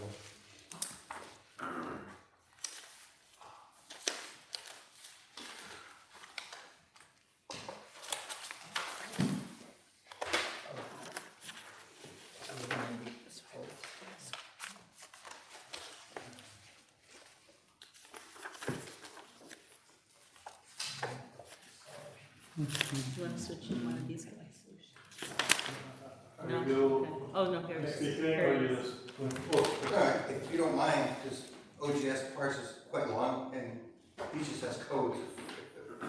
Yeah, that's fine. Yeah. Rather than take for, Marks, and the other one here? yeah, I'll do parts with him. Okay. Around my. Alright. Just so a general summary of the enforcement department. Yeah, So what page is that? hold on. Thank you, Page 45. thank you. So the 2023 adopted budget, $1,448,760. The 24 proposed budget $1,508,031. That's a 4.09% increase. 22 fills for the 2024 proposed budget. Okay. So now you just want to give us a brief summary of what's going on in your department. You can start with the administration department and just walk your way through to the bottom. Currently, out of the 22.5 positions, I have 18 filled, including myself. I'm short 2 code officers, a working supervisor, and the part-time clerical aide. Hopefully, I can get a clerical aide and the code enforcement clerical aide. Let's see. It's really good for admin salaries, so I don't really have any updates on that. Question. Go ahead, please. For the, Question, hold on. for the info processing specialist 3, it went down, the salary line went down? Yes, because the one we had last year was promoted to IPS 4, so we hired a new, so we started back at step 1. Right, thank you.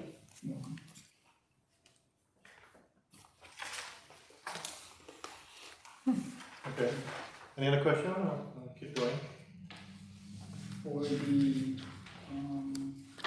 rest of the standby pay went up because the beeper pay on the union contract is going up. We have 2 code officers on call every week at $150 a week for beeper pay.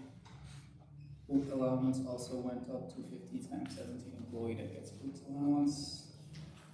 The equipment line is going up because I'm trying to get new tablets for all my code officers, which is 17 staff who need code tablets. The ones that we have, they're about 10 years old. The data is, we're having trouble out in the field. They're 4G data, everybody's 5G now, so we're just having connection issues in the field. So we're trying to see if we can upgrade our tablets. The fees for service, we increased due to now serving tickets. We do have a process server to do tickets. So whenever a code officer does an appearance ticket, they don't serve it. All tickets needs to be served to the property owner and where they reside and not the building where the violation was issued. That's something that we learned this year, so now we don't really leave the city. So all the tickets are being served by a process server. So we're asking for an outside firm. We already started doing it. Okay. Thank you. Hey, can I step back for just 1 minute? I'm sorry. Yes. You said that how many openings did you say were there in your department? 3 openings.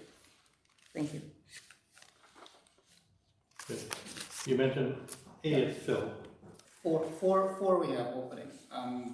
One part-time admin staff, code enforcement supervisor, and code enforcement officers. Okay. Any other question for code enforcement? Go ahead, please. So you did mention updating the tablets. 10 years is a long time. You said 10 tablets, and will that encompass all of the positions you have allocated for? Not 10 tablets. 17. 17. Yes, 17. 17. And that includes all filled and unfilled related positions? Yes. Yep, 17 total tablets. Go ahead, please. Does everyone use the tablets? Do they use them efficiently in the car when they're doing it right then and there? To my knowledge, yes. Okay, just asking. The tablets and the in-car printers are being utilized, especially when they're on call. All the paperwork is done in the field while they're at the scene. At the scene. Thank you. So buying new tablet doesn't mean you have to buy new printers also? No, the printers will function the same. Not at this point. Because if the tablets are 10 years old, I guess the printers are 10 years. No. Printers are newer, we didn't get the printers till later. Just making up a comment. Any other comments? New printers, that's fine. All right, seeing none, Camille, I think that's it for you, and we'll be going to capital. On page. Yeah, you have something in capital. Page 1. Page 1. Oh yes, code enforcement, page 1, right, middle. Vehicles. vehicle. Oh, there it is.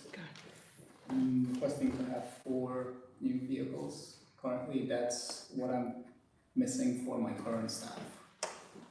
There's my zoning officer doesn't have a vehicle, the 2 code officers currently in training, and myself. We don't have vehicles at the moment. So they're sharing. The ones that are in training, they're not doing field inspection yet, so they're doing ride-alongs with the other code officers. Okay, so just want to be clear. So how is it that we didn't have enough vehicles for staff? Is it because we increased staff?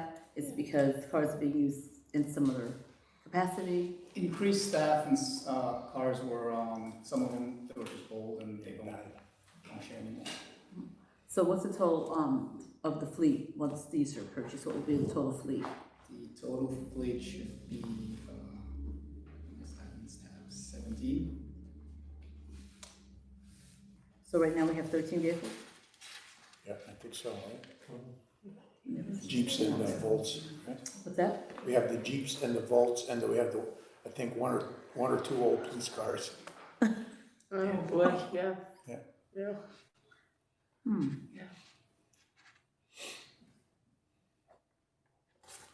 So how is that keeping up with all the work that this department is doing? And your whole vehicle? Well, the main person it's affecting is the zoning officer, because she doesn't have a vehicle. All the other staff that can do inspections, they do have their vehicles. Whenever Nora needs to go out to do an inspection, she will try to coordinate with a code officer and they can share vehicles. By the end of the year, one of my code officers will complete her training and she'll be able to do inspections, but for the time being, we're gonna have them do ride-alongs to get them more accustomed to the field work before we send them on alone. So once they're all trained, are we going to be in the same situation, or we're going to have enough vehicles to cover everybody, including the zoning officer? No, we wouldn't, because we're still short 4. We have to buy this 4. I mean after the 4. After the 4, we'll be missing 3. Okay, you will be missing some still. All right. Okay. But those are 3 the staff you don't have yet, though, Yes, right? that's for the 2 code officers and the code enforcement supervisor I don't have yet. So should we fill those positions, then we have to just figure out how to do the sharing, is essentially what you're saying? Yes. All right. Some of it's built into where just the benefit package, so people have vacation time off and other things, so that, you know, it's not one person using the car every day. There is some flexibility that Naeem's been able to manage some of that, along with other departments doing the same thing. Thank you.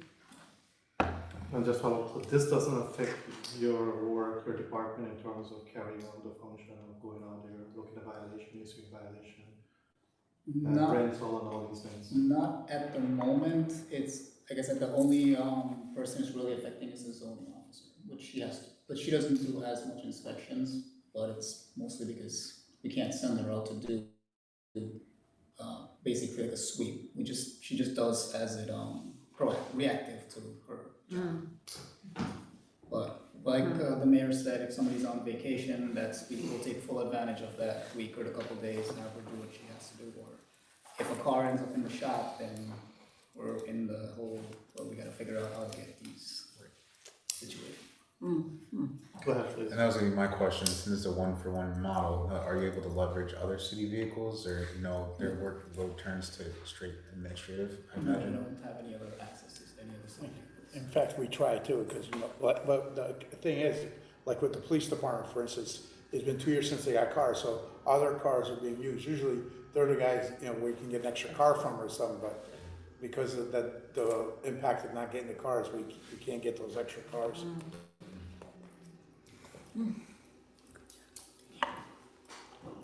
Any other questions? All right, seeing none, thank you.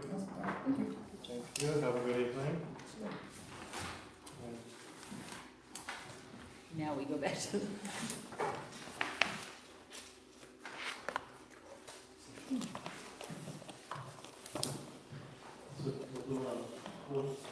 Parks. Parks. Full maintenance and parks and recreation. That is on page 38, 39. So you can just give us a brief summary and then we'll ask for another reason. So I'll just I'll break just down. provide moral support. I'll just break down the parks, since we're just gonna break down the whole OGS. Total parks maintenance, 87110.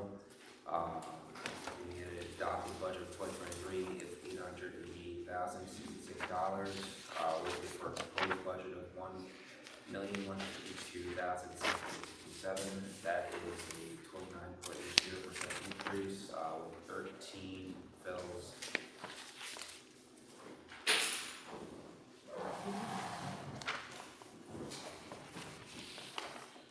You did park maintenance there?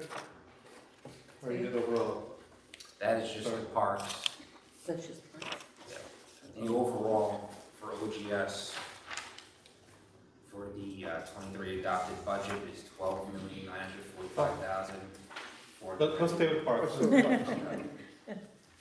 stay with parks. So I'll turn it over to you, and if you can just give us a brief overview of parks maintenance, and then we'll roll into the next page, pool maintenance and pool recreation. Okay, well, a couple of things that I'd like to point out is the two figures that might stand out the most. Not only is the additional employees that we're proposing for 2024, but there's really going to be an unknown cost for the chemicals with the pool. They've increased significantly over the years, and so we requested a significant increase for that, but still the unknown will be what the cost will be associated with the new pool.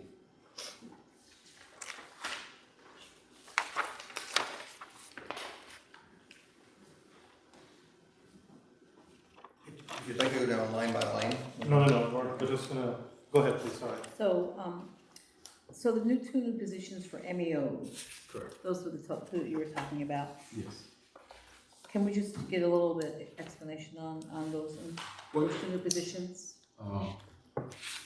Well, we have roughly 31 parks total. 31 parks, 31 parks, including pocket parks, central parks, some of the bigger parks. And, staffing, it's a high demand to keep the parks up between mowing, picking up, cleaning, events at night and in the summer. It's just, additional staff is needed. I mean, we have the work, we just need to get the people. So these are positions that are not filled at this time? No, these would be, Additional. these would be additional, two additional staff members, yes. We subsidize some of it with seasonal help in the summer. We have, seasonal people that come in and work the season to help us with some of the, picking up the litter, different things like that. But these would be full-time employees that would be able to drive. CDL is required because it would be MEOs, so they'd require a CDL license. They'd plow for us in the winter, they'd salt for us, so they'd be a regular MEO, but just budgeted in the Parks Department. Our guys have been doing a great job fulfilling the demand, but they're being spread really thin. So I think additional two employees will help lighten the load for us. We have, big projects are our trees. We have trees, branches, limbs come down weekly. We have a tree trimmer position that's been in there. We finally found an experienced tree trimmer. We started Monday. So with the tree trimmer, you need people on the bottom to help run the stuff through the chippers and stuff. So to keep up with the demand that we have in all of our parks. And the trees are not just in the parks. Any tree that we're doing on a city street, it's the Parks Department.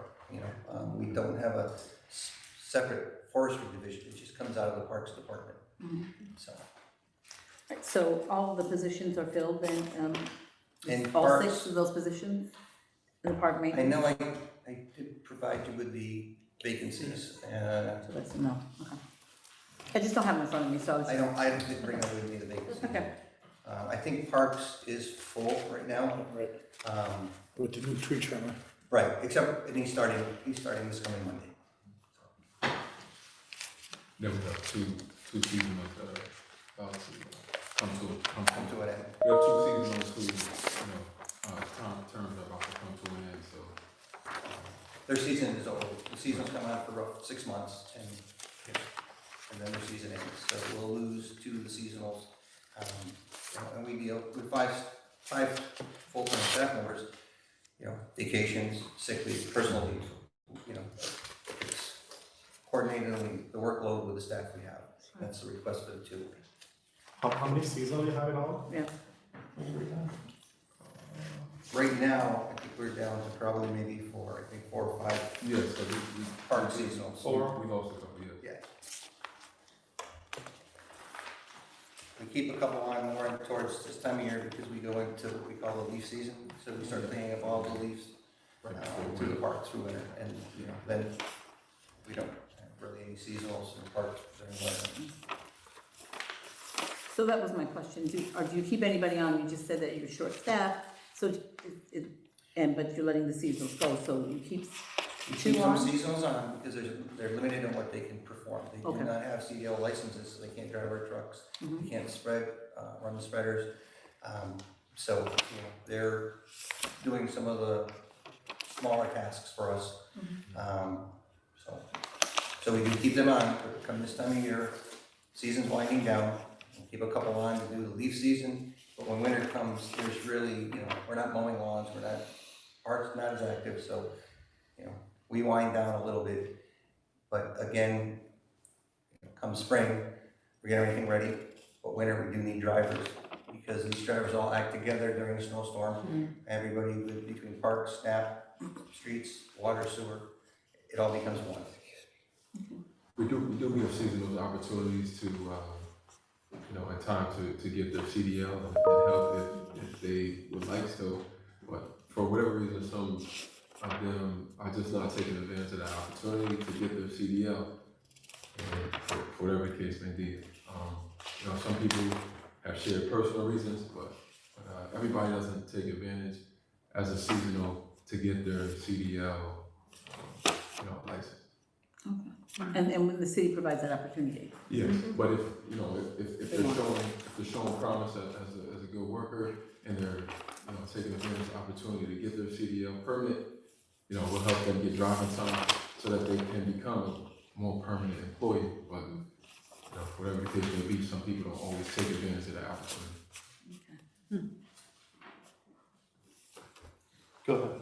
So, I think last question is that we're paying the Director of Parks and Rec out of ARPA funds, so, Mr.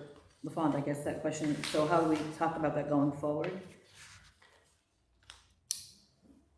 Well, we need a parks director. Yes, absolutely. And I'm hoping that going forward, that it'll just be absorbed into the budget. When the ARPA funds are over. When, not if. When. It's been a position that's been there for quite a while, and it's a well-needed position. Mr. Dean does a very good job in the position, so I'm hoping that that position will stay funded, you know, beyond the time I leave. Oh. When I Okay, thank you. Go ahead, please. On that note, I would absolutely love to hear from Mr. Dean. Definitely having this position filled at this moment. Could you just snapshot just some of the benefits? Benefits of this position being staffed. Your position being staffed. Well, it's a great opportunity for me to reconnect with the community. Even though I've been gone, I've still been here, you know, in between seasons and stuff. But it's an opportunity for me to employ kids that, you know, were in my programs before when I was running in the city. They've all grown up now. This summer in our summer enrichment program, I was able to employ a lot of the kids that were in my youth program, as well as some employees' children that work here for the city. I had, you know, Juan's daughter was in our program, and I had also Marielle's children who were also working in our summer enrichment program. So it's very fulfilling when you can put some money in kids' pockets who don't have opportunities for employment, especially when they're getting ready to go to college, and we all know that college is very expensive. So they can help their parents out by purchasing their own clothes and helping out with some of the expenses that, you know, come with going to college. And besides that, I just want to mention too, because I know the program that you have working, was allowing the kids in the neighborhood to be able to go to the parks, and his program was keeping these kids organized and out of trouble and giving them crafts and different things to do, which for neighborhood is great. Are we still working with the Boys and Girls Club to do those kind of programs? But they also do that too, yeah. All right, thank you. Yeah, we were working with the Boys and Girls Club in some parts and also the YMCA. Oh, yes, thank you. But you've increased the programming. Correct. And then Significantly. it will expand this, for this season Right. as well, because we will now have Jay Burrell and, he'll host the pickleball courts that we Right. just put here. And not to mention the pool. New pool Right. Right. So there'll be, greater demand and more programs that will have to be available to accommodate the children that will be in the parks. Mm. Can you touch on the parks maintenance fees for service? Can you highlight what is that comprised of? Fees for service, one is the trees. It went up slightly this year, cost of removing trees, every year. You know, we do more and more trees. We take what we can down, safely, and the ones that we can't, we bid out, to contractors. And some of the trees that are, close to power lines, we have to get National Grid to take care of those, because that's the safest route. So, And that's not only for the parks, it's for the whole city too. Oh, yeah, correct, Yeah, sure. that's what I'm I saying. mean, I just wanna again, mention that. the trees are through the whole city, but the Parks Department is the ones that are handling the trees. Thank you. Any other question for this section? We'll move to, Oh, I apologize, Mr. Rivera. the Just the per diem overtime, if you just had more context, because I didn't know per diems could earn overtime. The per diem overtime, It is line A7110122. Yeah, per diem, that's everybody except for Mr. Dean. Senior per groundskeeper, diem park overtime supervisor, is the supervisor. the groundskeeper, I don't get it. yeah. I don't get it. It's all the employees except for Mr. Dean. That'd be nice, but I don't get that. we'll love to. It does move up, the salaries go up every year, so in accordance, Sorry. the overtime get adjusted slightly upward. Thank you. Okay. I think you did mention about the chemical. Yes, they should. Yeah, Like the chlorine or chemicals that we need to keep. okay, so let's move into pools, recreation. Walk us through that. Right at the bottom of page 39. Yep. $190,000 is through the fees for services, is the Boys and Girls Club for all the Lifeguards, lifeguards that they provide for the summer. lifeguard program that they provide, yeah. They do all the training of the new lifeguards that come in, and So is that 100% to boys and girls? yeah, Correct. They're in charge of hiring.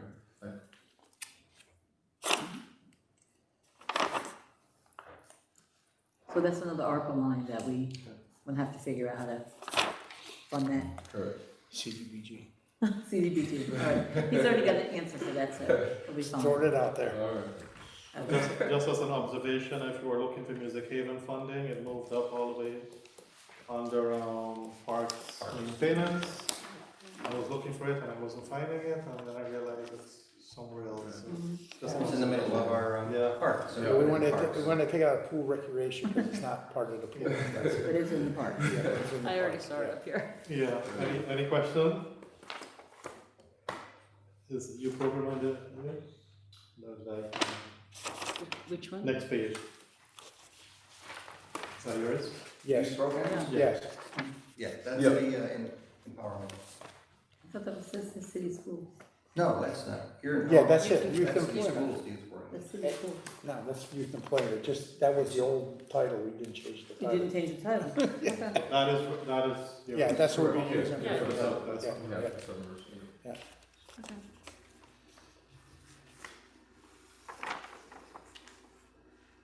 Any other question for parks? Go ahead, please. Is there anywhere, did you add anything in there to, well, increase the activities to like every day, every park, every Yeah, day? so. Is that in there somewhere? What, The youth program? Right. well, I didn't use everything. You know, with my relationship in the community, I was able to get a lot of people to do some things free Right. of cost. Which is just, nice. just to give back, to save some funding. But I think the budget that I have, I'm able You're to. happy with? Okay. I'm happy with. And Because I'd like to see. I will have to, you know, take in consideration, you know, Schenectady school system summer enrichment program, Right. because we kind of overlapped this year, and we were kind of competing for some kids. I like to sit down with them and make sure that we can have programs that complement each other instead of competing with each other. So one of the things that I was discussing with the schools is maybe after their program they can bus the kids to our program, because that was one of the issues that we were going through this summer, is that some of the kids did not have transportation. So some of the kids who would have liked to participate in some of the enrichment programs whose parents are at work, they had no way of getting there. But the ones that are, you know, associated with the Schenectady school systems program, Southern Enrichment program, after their program, they have no problem busing them to where they need to go. Especially with the pool. Correct. Of the run. Correct. Thank you. Yeah. Go ahead, please. So the programs that the city provides, are they all recreational, or is there any educational? No, there's a part of it? lot of educational. We have My Side that was out. They did programs for the kids' science experience at all the park locations. We had bike programs, taught kids how to fix bikes and also how to ride bikes. And we had chess programs. We had math. People came in and taught math to the kids. So we had a number of programs. We also had sports. We had I had a professional basketball player out there teaching the kids some skills, agilities, fitness. Do you know your numbers is also another program to get kids to be aware of their health indicators. Mm-hmm. So we had a lot of educational things on there. All right, thank you. Exactly what we wanted too. It's fantastic. And you know, Sikkim also partnered with us, and they served meals, and I made sure that all of the park employees were qualified to serve meals, because Sikkim was extremely understaffed this summer. Mm-hmm. So in order to make sure that everybody was fed in all the parks that we were running our summer enrichment program, I made sure that everybody was trained to serve, so that the kids could eat in those locations, because otherwise Sikkim would have had difficulty feeding the kids in those locations. Thank you. Yeah, no problem. Can you attach a count of how many kids you've touched? Yeah, so in our program, it was just over 1,000 kids that participated in our program? Yes, correct. In the first year. Correct. Wow. Thank you. No problem. Yep. Any other questions? All right, seeing none, thank you very much. Thank you. Done with parks. Okay. Yes, have a good evening. Yep. Yeah, thank you. All right, so we'll go back and we'll do our here. Tell me where you want to start. So that way we get, so we'll go back to page 12. Sorry. So this is property management SNAP, and we'll just pass it on to Derek, he'll give us a brief, and then we'll hand it over to. Okay, you just want me to go line by line with this, or each code, or you want to give me a total amount? Yeah, let's do by each code.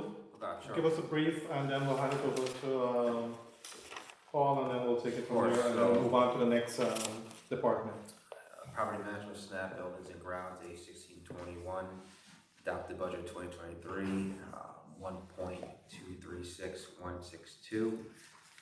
24 proposed budget, 1,219,484, looking at a 1.35% decrease, 15 fills.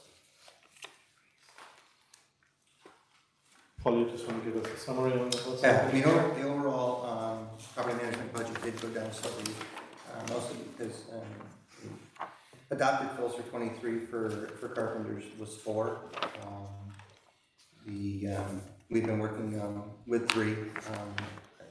Currently feel we're adequately staffed with 3 carpenters for the city. So I did not put the 4th fill in for 2024. The seasonals we did do, and I will say the labor loader. We did remove the labor loaders out of 2 labor loaders that were budgeted in 23. We removed them out, but we did put them into the waste. I think there has to be an opportunity to people who don't want to move to getting their CDLs and moving up, even though they have that opportunity. We have some very good workers that want to stay on the labor side. So I moved those positions over. In the past, as those positions became empty, we were filling them with MEOs so they could drive and or load. Some of our employees don't want to drive. You know, they're good employees, they want to be laborers. So we moved them over because we need a lot of labor loaders in the waste division. But they still have that opportunity if they do decide to get their permit. We'll give them the drive time, like Mr. Dean said, get them scheduled for a test. And if a permanent position exists, they can apply for it, and it's a way to move up.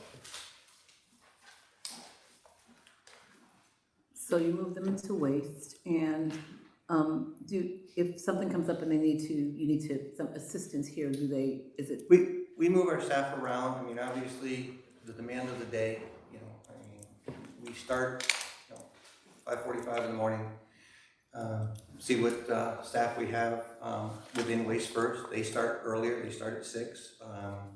That way we know if we're short there, we go to other departments within OGS, whether it's SNAP, whether it's parks, whether it's streets, to pull some staff out, because everybody is aware the one task we have to complete every day is we got to pick up the trash. The recycling, the yard waste, the electronic waste. It's the one thing that has to be done every day. It can't be left because we can't catch up by the next day because we're in the next route. So we, within the classifications, labor loader, seasonals, even MEOs, if we're short drivers, we'll pull drivers out of the other departments to come down and drive. So we move the staff around on a daily basis based on need. Thank you. Any other questions for property management? Seeing none, we'll move to just bottom of page 13, facilities, building, maintenance. Derek. Page 16, 20, 22, facilities, building, maintenance, 23 adopted budget, $717,787.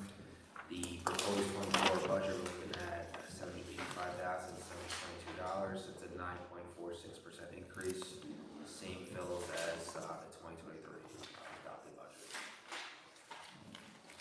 So here, just give us a walkthrough. On the facilities, the increases that you'll see, other than contractual salary agreements, will be in the fees for services, because our contracts will go up for heating, different things that we have contracts with regards to the alarm systems within the city facilities, which include police, fire, bureau service, everywhere. The other increase, which would be in 1622-410 laundry windows and fumigation, went from $4,000 in 23 to $15,000. It's because we did enter into an agreement with window cleaning service to do City Hall. That's why the increase there is up. Repairs is slightly up, which is the 1622-460. It's just inflation. I mean, when we need parts for the building thermostats, whether it's for heat systems, repairs for our access gates within the bureau service, anything in the fire department, everything we buy, plumbing supplies for all the facilities, it all comes out as that repair lines for every building within the city, even if it's the bathrooms in the parks. If we need a water heater, it comes out of those supplies. Any questions? I just have a question on the cleaners. Sure. Salary just going up by 5,000, are they under contract? Our cleaners, Yes. those are our cleaners, there's 5, there's, Six. 6, I'm sorry. There are 2 located in the PD and 4 are located here at City Hall. And the increase is contractual. They're, all 6 are 1037. They had 2% plus $3 an hour. But that's like about 5,000, is that kind of something? Yeah. Okay. Any other questions? Seeing none, we'll move to page 33, service administration.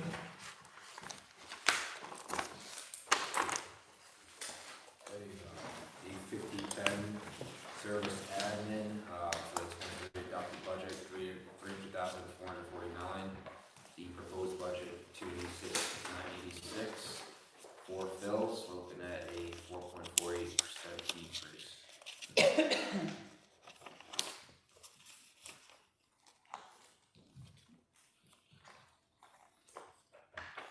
Paul, can you explain that? Sorry, the public, director of public works. This is a new hire. They're just like Aaron Harris. We gotta make that change on that too. Is Yes. that the one we have to change on? Yes, the Director of Public Works is not going to be the Director of Public Works. What we're going to do, because part of it ties into waste. As you know, the waste supervisor, superintendent, Director of Solid Waste is no longer here. That position's vacant. Because of the way it works at the Bureau of Service, my street department manager is, I'm going to request $52,000 from both the waste department and the street department. And he is going to work covering the waste department because he's there in the morning, he's there by 5:30, and we have to allocate who's going where. Like I said, we go to the street department, we typically get our drivers out of there, so that position, we'd like to see raised to 52,000 split between waste and the difference going into the street department. So his salary will go up, and not a new title as parks, or as a director of public works, and that was the mistake in here. So, Are you gonna keep the title street department manager? yeah, the street department manager stays, but the director of public works goes away. Okay. Guys got that? And the salary there would be split 52, would be 104. So the title changes Pardon? back to, the title changes to what it was. The title's gonna stay where he is. Okay. Street department. So this director of public works, It's not gonna exist.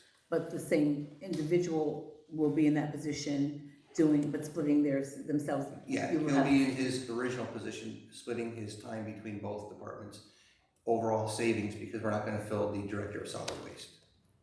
So there's an overall savings. So the amount of 45,968 becomes Zero there. 52,000? Well, not under, Yeah, under street department yes, manager. yes. You, technically what you do is can remove the director of public works and just put the street maintenance, Street department manager. manager at 104. Yeah, so by 52 and 52. Right, 52 out of each line item. Okay. And then the savings comes by not filling the director of solid waste. So this person's getting more duties then because you're splitting them. Yes.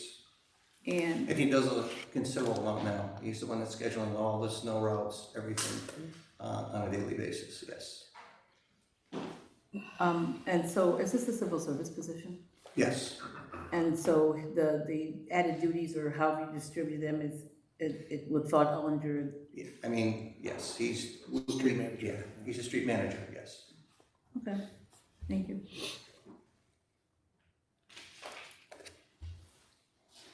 Other increases in service administration would be in the overtime, and that is because of the increase in union raise in 1037. So obviously, the double time, the time and a half hours go up in accordance with the increases in pay. Any other questions? Seeing none, we'll move to page 34, service, Mechanical. service, no, Street maintenance. Street maintenance. Oh, so street maintenance. That's 85110. We're looking at the 2023 adopted budget of approximately 1.2 million. The 24 proposed budget is looking at approximately 1.4 million. 19 fills, that's 14.3%, 0.3% increase. Currently in the A5110 in the per diem salaries, we are short in the street department, and that is mainly because of trying to find people with CDLs that want to come to work. The two ARPA positions are obviously, because we're down 2 people there, they're not filled yet. We're constantly interviewing, so hopefully we can find some candidates with CDLs that are interested in coming to work for the city. Per diem overtime has gone up, and again, that's in accordance with the salaries going up, okay?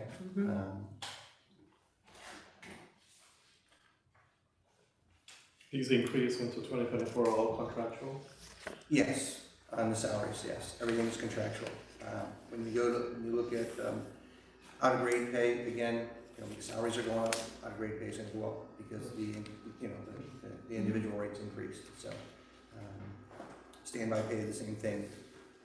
As you move down, some of the things in tools and hardware, slight increase, $10,000 to $12,000, mostly based on CPI. Costs of goods are going up. Again, road materials, that's our blacktop and everything else. It's increased by $25,000 for next year.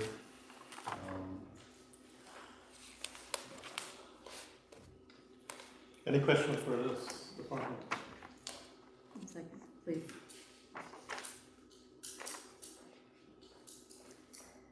You have a question? Well, yeah, I do, well, but it kind of, so anyway, line A, 5110, 455 for the road materials. Yes.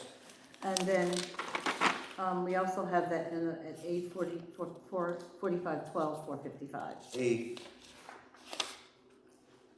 I see it. 5110, 455 road materials is concrete, blacktop, that's materials we use. We've not gotten Where's the other to, one? Oh, wait. we've not gotten to the salt yet. So that's just blacktop, concrete, sand, crusher run. It's road materials. Okay, and then at the same thing at A 5142, 455. That's salt. That's salt. It's one That's material. winter salt. That's rock salt under snow and ice. Yeah. It says masonry, so. That's where it's always been in. Yeah, I don't change the titles. I Right. just put the money where we We need don't it. change it. But that's state contract, that's the roll salt we get through state contract. So that's road salt, okay. Any other question? Okay, seeing none, we'll move to page 35, and that is street service, mechanical equipment, garage. Garage. It's code 85132, quote the adopted budget 2023, 2.5 million approximately. The 2024 proposed budget, we're looking at approximately 2.8 million. That's approximately 14.4% increase. That's 9 fills over 7 fills 2023.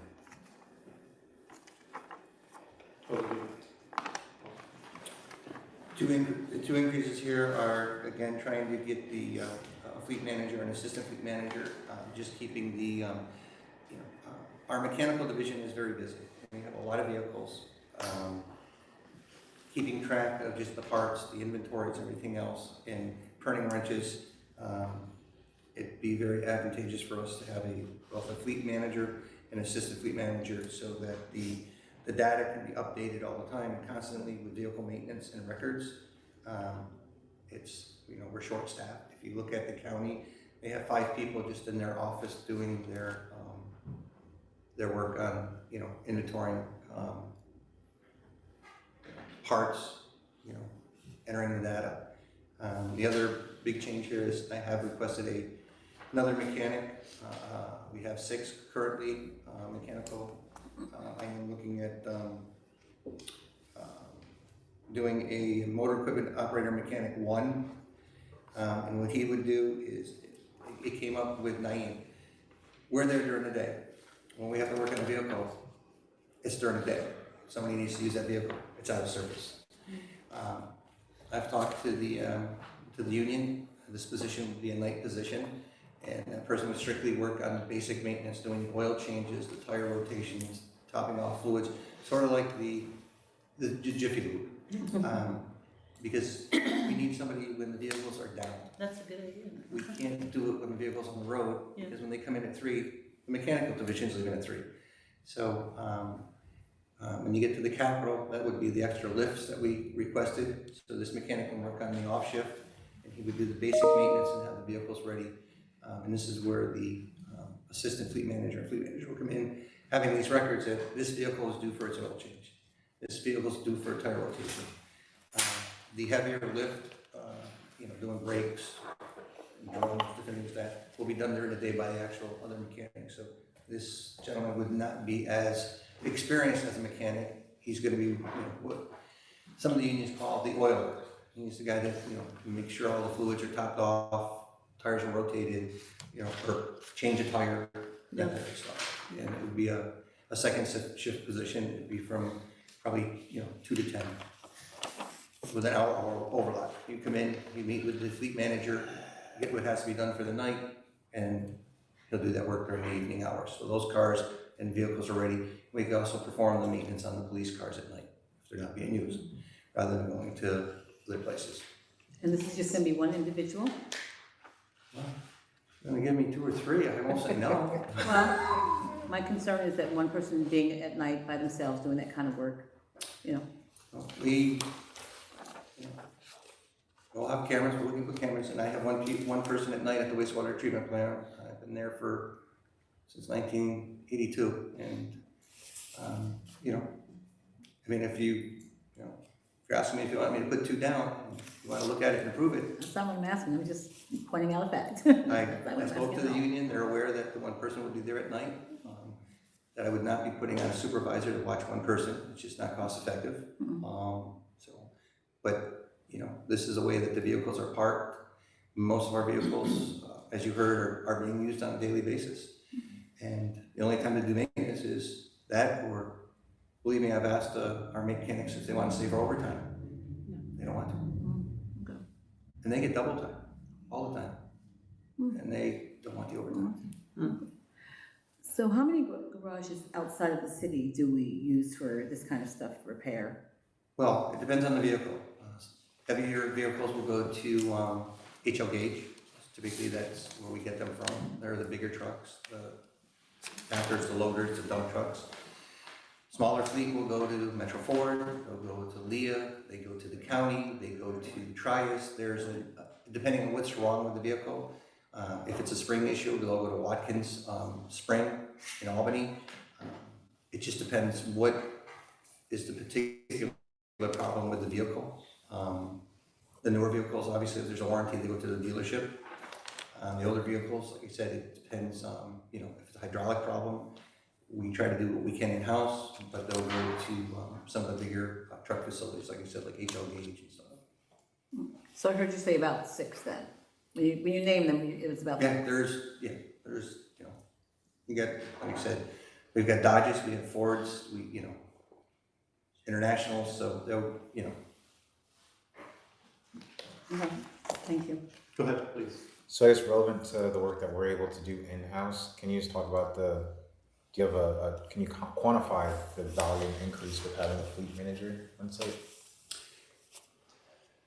I think the value for the fleet manager is making sure that our vehicles are getting the basic maintenance that they require. A lot of us look at our trucks or our vehicles we drive. We know the little percentage comes out, you gotta get your oil changed.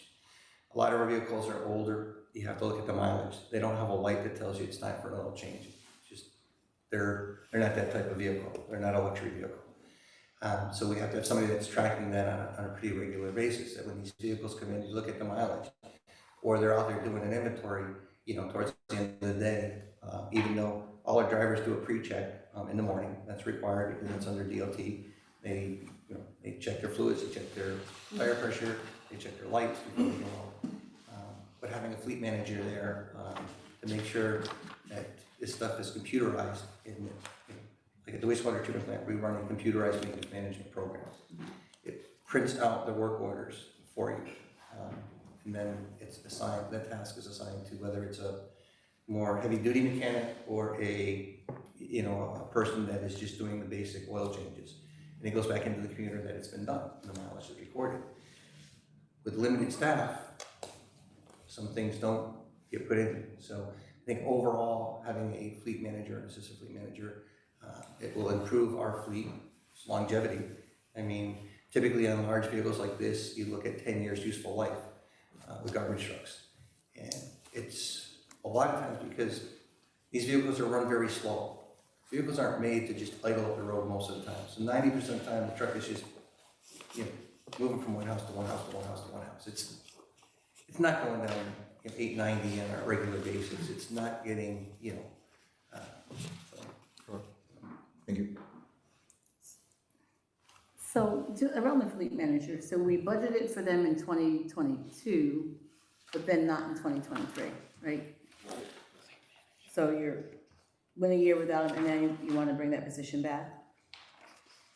if approved. Okay.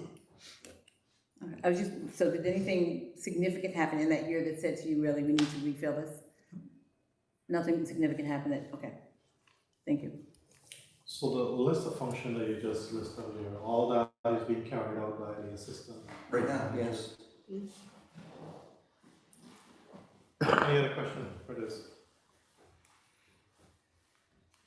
I think you explained the per diem overtime because of the raises and all that, right? Thank you. Did you cover the facilities? Give me the line. 400, the 400s. Big expenses there are gonna be the motor vehicle repair, $915,990. It's just, we have a lot of vehicles, a lot of big costs. Even though we've been very good at getting some of the new Packers. I mean, the last 2 years we did get 8 new Packers. When we get into waste, we looking for 2. Typically like today we had 10 out. So we don't always get 10 Packers out, but today was a good day. We had drivers show up, so we had 10 trucks out. Typically we're down around 7, 8, just because of the lack of staff. So biggest thing there is the cost of parts are going up considerably. Not only are the costs going up, the lead time on parts, a lot of our vehicles are sitting for a long time just because of the back order on parts. We just can't get the parts. So that's, a pretty good increase from 915,000 to, 990,000. And again, the other increase, which is going to be fuel increase, because again, there's a lot of things happening in the world. I don't know where fuel prices are gonna be. Nobody does. Questions? If not, I have just one. go ahead. So A 5132-462 for the vehicle repair and maintenance, are any of those related to our accidents? Or is that covered some other way? If a vehicle No, I mean, if there was an accident, if there was a mirror that got broke off, that would come out of repairs to anything. And those repairs are across the board. That's not just Bureau Service. That's police, that's water, that's sewer, that's everything. So, Everybody's with yes. Okay, thank you. Any other questions? Just go right down to snow and ice. And just walk through that first. It's 851.42. The 23 adopted budget, 926,500. Proposed 24 budget, 1,085,636. It's about 17.18% increase. Stowed ice, overtime, obviously, it's, if we look at what we did last year, but then if you look at the forecast for this year, if you look at El Nino, where are we gonna be? If we get the rain that we had this summer, this winter, it's gonna be a terrible winter for plowing. Yeah. I can't predict the weather, so I did look at the overtime that we spent last year. We were under, but we had a fairly mild winter, Yeah. seasonal winter. So, again, I think, hoping, that we'll get through, January, February, and March, because we're only looking at those months with the overtime, it's keeping it the same, $40,000. The per diem overtime, obviously, because, salaries went up, union rates went up, so it's gonna go up accordingly. Fees for services is our contractors. We typically have, usually 22 pieces of equipment out via contractors, loaders. We do bring in a couple small pickups at a less rate to do some of the alleyways, clean up some of the island streets where some of the bigger trucks can't get down. So that is the contractors. And road materials is our salt there. That is all of the salt that we use for understate contract under snow and ice. Any questions for this section? Go ahead, please.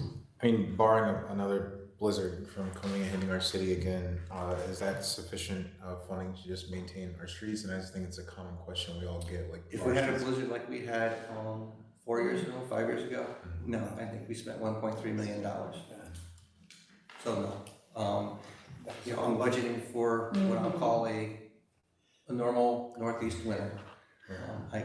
Again, if we had 42 inches of snow come down, Stop.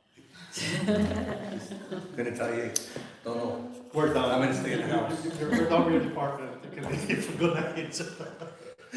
Any other question for this department? If not, we'll move to page 41. But I did allow for a couple extra machines. I did speak with Mike Cerrone, because again, our staff is, we ask for overtime. If they choose not to come in, sometimes they come in, they do 2 or 3 hours, they wanna go home. I am going to see if I can put on 2 extra machines to do an extra couple of areas, which would be off of Eastern Avenue. Because again, if you look at the MEOs we have currently in the vacancies, we're still down about 6 or 7, we'll call drivers that could be out plowing snow. So. Thank you. Okay, waste administration, page 41. 8160, the 2030 adopted budget is $297,980. The 24 proposed budget, we're looking at $284,000. That's a 4.69% decrease.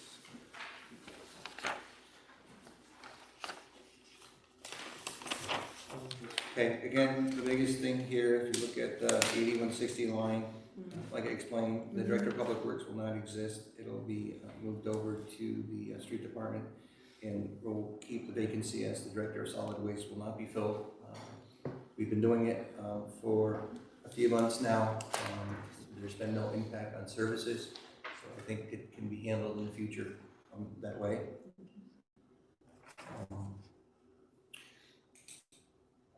Tools and all allowances have stayed the same. Other expenses have stayed the same, slight increase for, supplies, $80, nothing significant. Already in the waste collection, those are just contractual, the 2 assistant solid waste supervisors. Why they're just not 2, why they're separated, I'm not sure, but it's contractual, CSEA. So, labor loaders is where we added a, there was 2 and 23, there's 3 because we took 1 out of the marks, so we moved it over because it's an opportunity for somebody who just wants to be a laborer and does a good job to stay with the city, get the benefits, and do a good job for us.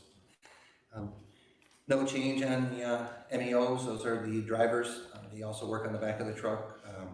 And again, we have 2 motor equipment operators in there under ARPA. We do have a couple of vacancies currently in waste, but again, MEOs are, we transfer them from department to department where we need them. So waste being the priority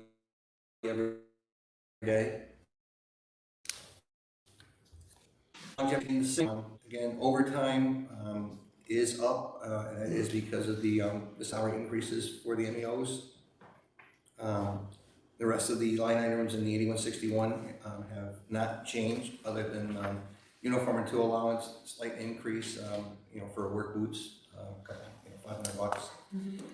Working our way down, waste collection, again, no significant increase. Dry goods, the same thing, just for the rain gear and stuff for the employees and gloves.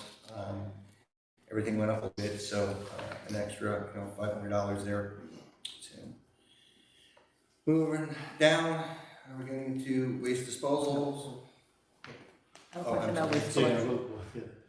So, for the uniform tool allowance, I think we had this discussion before, people, we give them the money, but they are not. No, with work boots, if they're allowed $250 per the union contract. Right. If they buy a pair of very good boots and they're $250, they get reimbursed $250. Okay. If they choose to just get a check because they don't want to buy a pair of boots, it's taxed differently. They get I think it comes up to 150 some dollars. So they can buy a very good pair of boots, but if they choose to, some may say, well, I got my boots from last year, I don't really need another pair, so they'll just take the check, and what they use it for, they use it for. So they do get $250, but if they choose not to turn in a receipt for up to $250, the boot allowance is whatever it is minus the taxes. But they are required to wear them someplace in their contract? Where they're required to have OSHA-approved boots. And we just talked to everybody because it seems to be, and I understand they're on their feet all day long in the summer. Yes. And if any wore steel-toe boots all day, they get pretty heavy. And in the winter, they get very cold. So we did speak to everybody with the seasonals, told them they are entitled to that boot allowance, but we want people to have their boots on. And if not, we just spoke to them again a week ago that they're going to be sent home to get their boots on. So, I mean, they have to be safe. They're getting the boots, they need to wear the boots. And that's not just waste, it's across the board. It's parks, SNAP, streets, water, sewer, wastewater plant, water plant. They're all covered by the same agreement. Thank you. Any other questions? Under waste collection, the assistant solid waste supervisor, that increases contractual? Yes. Right? Yes, part of that is because under CSEA, they have to make a minimum of $150 more a week than who they supervise. So it's contractual. What about the motor equipment operator? That is The MEOMs, mediums, under ARPA. under ARPA? Yes, that is going up Well, 21,000. yeah, because it's still, they're still under the union contract, so they're gonna get the union rate, so that goes up. We still have openings there, as we pretty much do, as we did last year when ARPA was put in there, as we did the year before. We put it in to, try and fund some other employees, but again, the difficulty is finding somebody that wants to come in and, take a position. So that they can. Correct. Any other questions? Seeing none, we'll move on to waste disposal.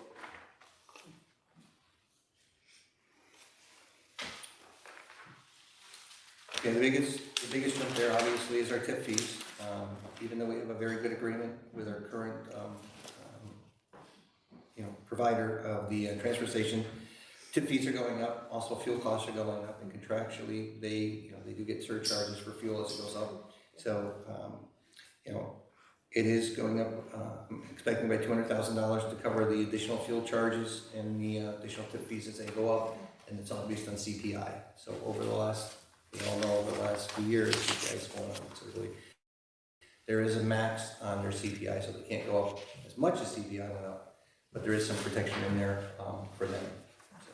So the biggest increase right there is the $200,000 for the disposal of solid waste.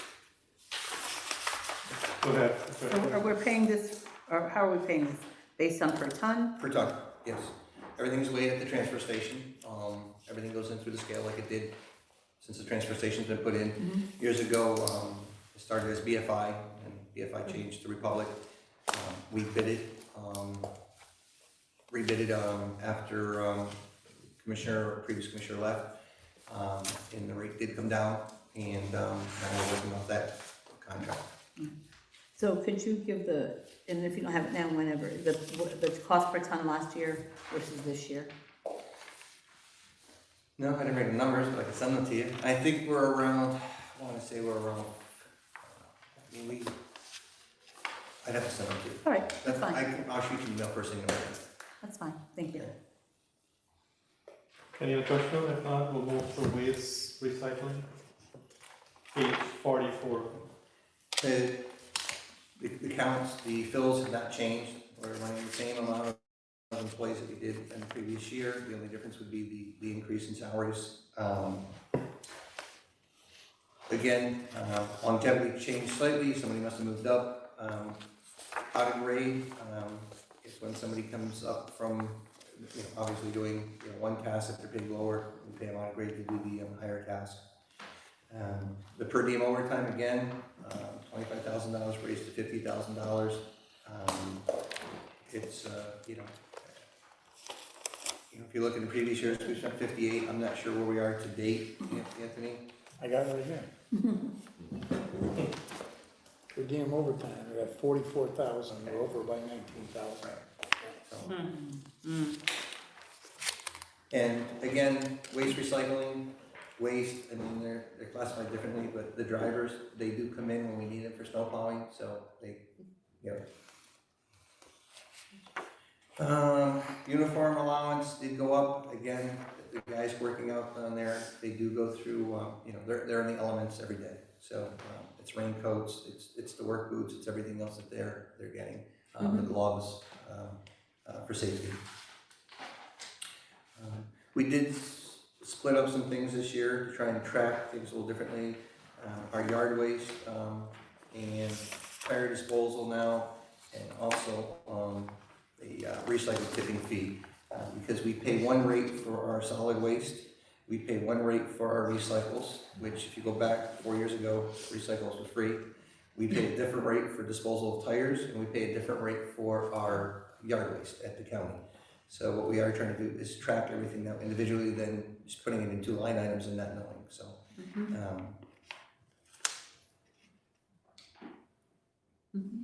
So can you just give a little bit more detail on the tipping fee then? So we're paying for, and the reason, let me see, well, it's not a significant increase, but there is an increase. A63. On the recycling? Yes. Yeah, yeah, it's, it goes up slightly by CPI, so, but we do pay, as I said, if you went back 4 years ago, recycling was free, there was no charge for recycling. We're actually paying more per ton for recycling than we are for solid waste. And it's because the market for the recyclables that used to go overseas is not there no more. So it's it's a problem. Okay, thank you. Any other question? All right, I think that completes all your departments. No, we'll do Water, sewer, and then we'll do the capital. So let's go to the tab, water. And Derek, you just want to give us a quick overview, and then we'll hand it over to Water FX adopted 23, 9,026,284. Post 24 with the 9,809,767. That's approximately a 7.84% increase, and we're looking at approximately 19 fills. We start with administrative salaries. Nothing has changed there. The fills are the same, 2.6. Salaries have gone up, whether it's contractual or based on management salaries. Longevity went up slightly. People have reached different milestones, so longevity's gone up for different people. The overtime is more for the IPS. We have one IPS working down there, so there is some overtime involved. Raised that to 5880.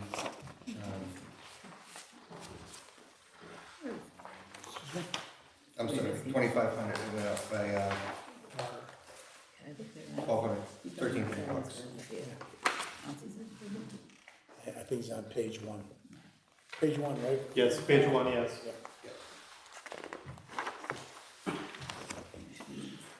Keep going, next page. Okay. Working our way down, administrative expenses, obviously you see a considerable drop there, we haven't spent it, so when we look at the, to date, it's not there. Pretty much everything there in service training, phone expenses, fees, permits, supplies, minimal, kept them the same for the office. So overall, from 208,000, 213,000, and also as salaries. Any questions? Go ahead. Yeah, the IPS 3, that increase is just like, not quite $500. That, Because it's a new person. It's a new person. Yeah. new person? So it's still the first step, yes. Okay. Thank you. It's, yeah, that's just gonna be the new person. Commercial accounts, I don't know if you want to do a summary or you want to just go through. Just keep going. Plumber, again, normal increase for the year. Longevity is just the one plumber. Uniform and tool allowance, he gets a pair of work boots. Everything else pretty much just stayed the same. The only difference, if you look at the total commercial accounts, it's all gonna come from the salary line. From 91,368 to 94,700. Reservoir, it's typically just the landscaping up at the reservoir and repairs and boilers and anything that's needed up there on the metering system that sends a signal back to Rice Road. Typically, we're always right around $5,000 to $4,000, so no big changes there. Only in the landscaping, because I know landscaping is going to go up, fuel's go up, so anticipating a little bit of an increase for the mowings. Pumping, same fills. Increases attributed to all the union raises. Longevity has come down. People retired, left, so that's come down slightly. Everything else in here it's come down based on longevity. So if you look at last year, it was 23,750. This year it's 21,684, so it's a decrease. Fees for services in the pumping, it's $15,000.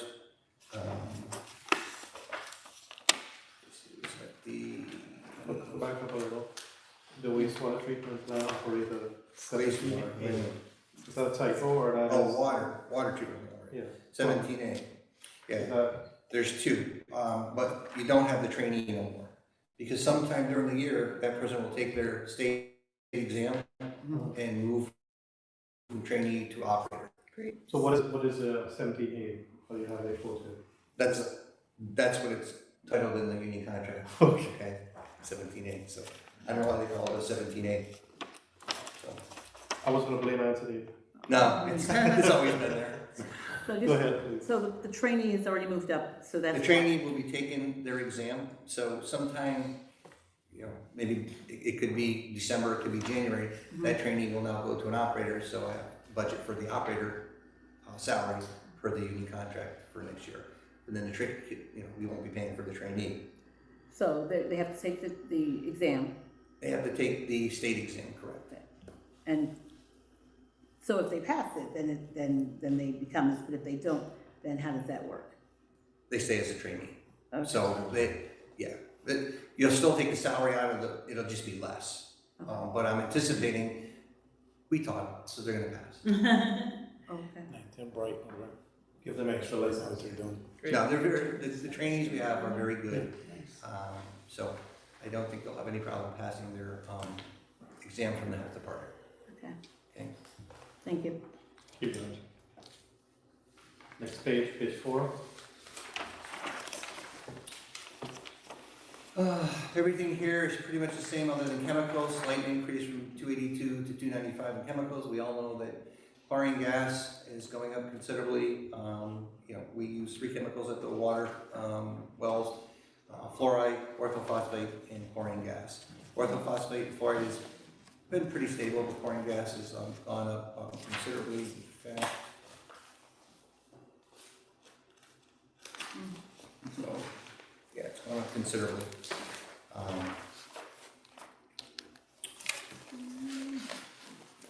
Light, power, and gas, I think I looked at our, you know, what we spent to date. I'm comfortable with the $550,000. No other real big increases there, other than the chemicals. If you look 953, 750 versus 981, mostly all tied to the price in chemicals that, you know, have not been coming down. Water distribution. Superintendent of Water and Sewer, his salary is split between water and sewer, but the fills have not changed. It's still 1.5, so these are just the increases based on salary recommendations. Motor equipment heavy and per diem salaries, the fills have not changed there. Again, the increase is all associated with the the CBAs and the raises there. Shift differential. We don't have any more at the water wells. The per diem overtime, It's the same. same, but I think if you look at the year to date, we are under right now.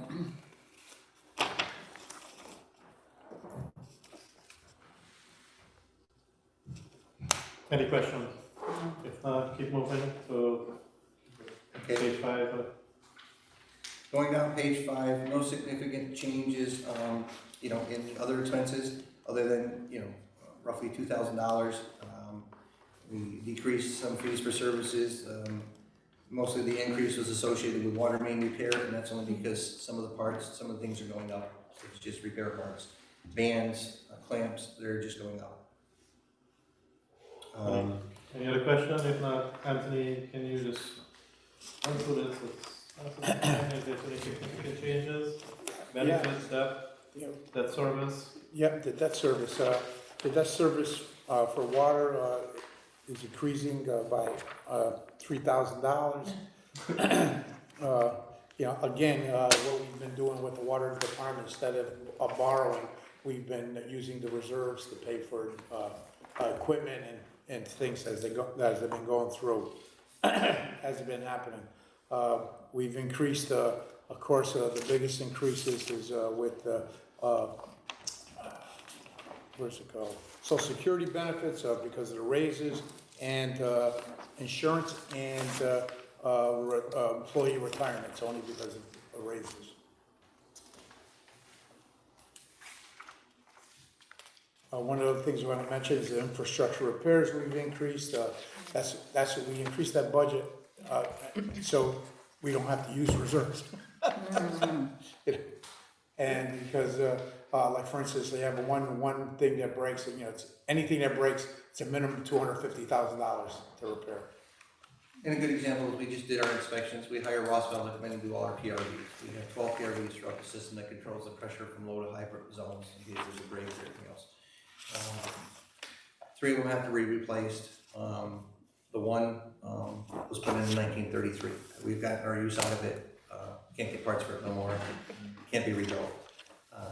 But just those 3 valves with no installation will be approximately $28,000. That's for the valves, not putting. That's just the valve. That's putting in. So. And they'll probably only last 5 years, the other one last 50. 1933, yes. Any other questions? If not, we'll move to, oh, that's it? Sewer. Sorry. Quick. Sewer fund, G, the adopted 23 budget, 13,736,856.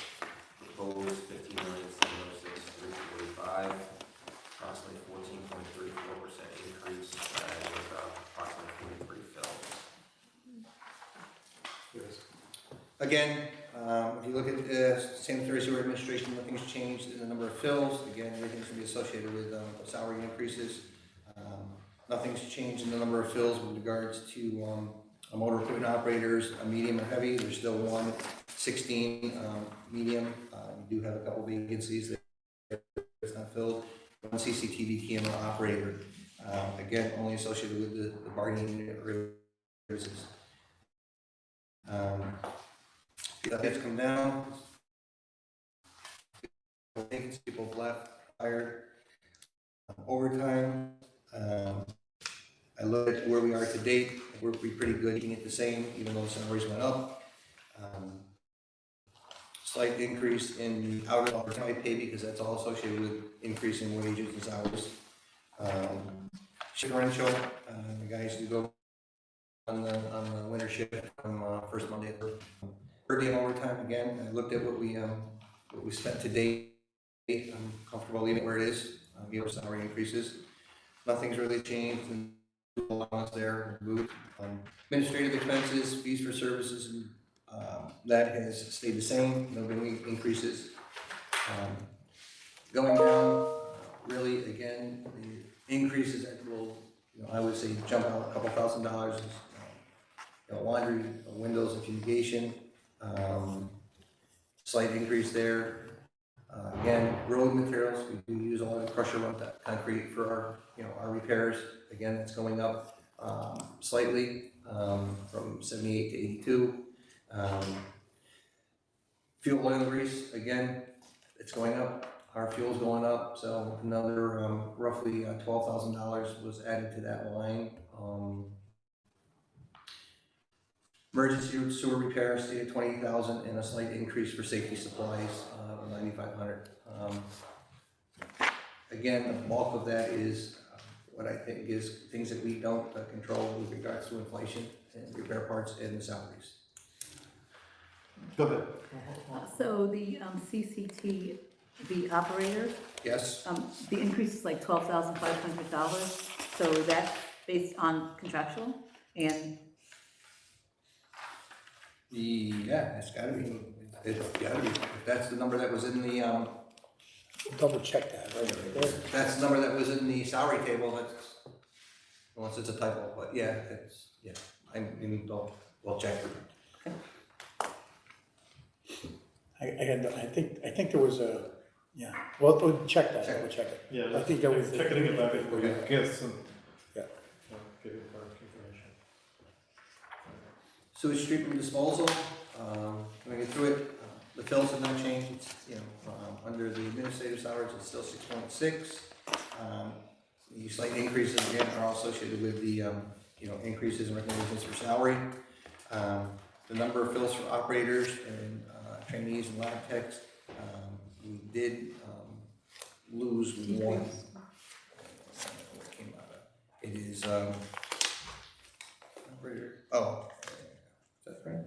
It says 6 operators, lead operator 2, and I think Lead lab tech. lead lab tech is not there no more. Correct. Yeah. So we dropped one person.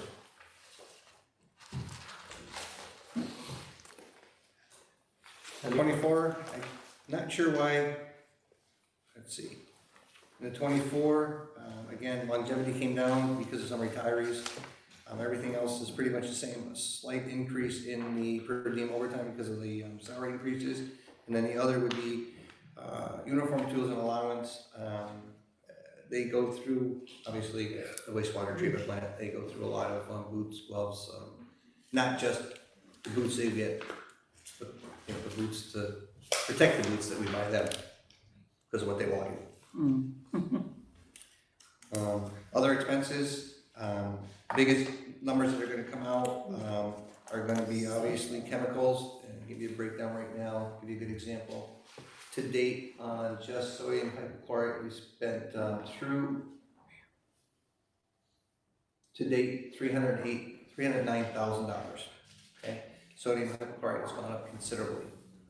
I think we all know that because when we bid the swimming pools, they came in at $100,000 to do the swimming pools. So chemicals went up considerably, $513,000. We've already spent $309,000. The other big number is going to be the light power and gas, the energy at the new pump station. Again, we now pump all the way to the wastewater treatment plant and a 30-inch force main. Takes a lot of energy, and that's where that increase is coming from. And We should be reminded that when it gets to debt service, the pump station, the force main, and the wastewater treatment was not something that was just decided that we would like to upgrade. The city was under a consent order and it was required by the state. So the millions of dollars we spent was not as a, where we typically look at spending money to get a return on our investment. That was strictly an out-of-pocket cost, and there's no return on that investment. The benefit of that is environmentally, we don't discharge during storms into the river. So there is a benefit, protecting the water stream of the Mohawk and the downstream users. But, and that'll come when we talk about our debt service. That's the bulk of the debt service, and it's not, not something that saved us money. So, You want to talk about sludge? sludge hauling and disposal, to date. Yep.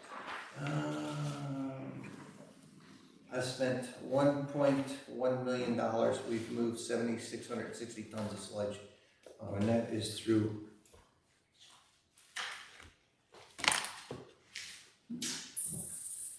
October 11. So we do have a new sludge contract we entered into just recently, 2 months ago. Our rate was at $200 and some. It wasn't one rate, it jumped up, and now we did go out to bid, and we're down to $155 a ton. 155. 155. Yeah. And that's a 2-year agreement with Waste Management or County Waste. The 2 other bidders, I think if you remember, were in the 170s. So we're back down a little bit, but again, landfill tip fees are going up. We see it with our trash. The disadvantage with the sludge is most of that goes out to Seneca Metals. So it's a long haul, and they're limited on what they can take for sludge. We also use Colony landfills, so they go both places, depending on who can take it. But that's where we are there, so that's the bigger increase for sludge disposal.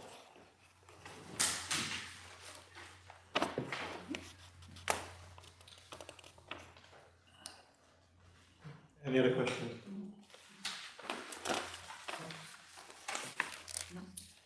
Repairs, because we did do some upgrades at the plant, not anticipating, repairs to go up too high, staying at the 162,000. Lab supplies though, again, it's just the cost of inflation, 42,000 to 50,000. Those are all our Petri dishes, everything we use in the lab. We also do all of the water sampling in-house, so the samples that are done weekly to satisfy the health department, they're done in-house. We're E-Lab certified, but all the supplies are what we need. Any other questions? Anthony, just. The debt. I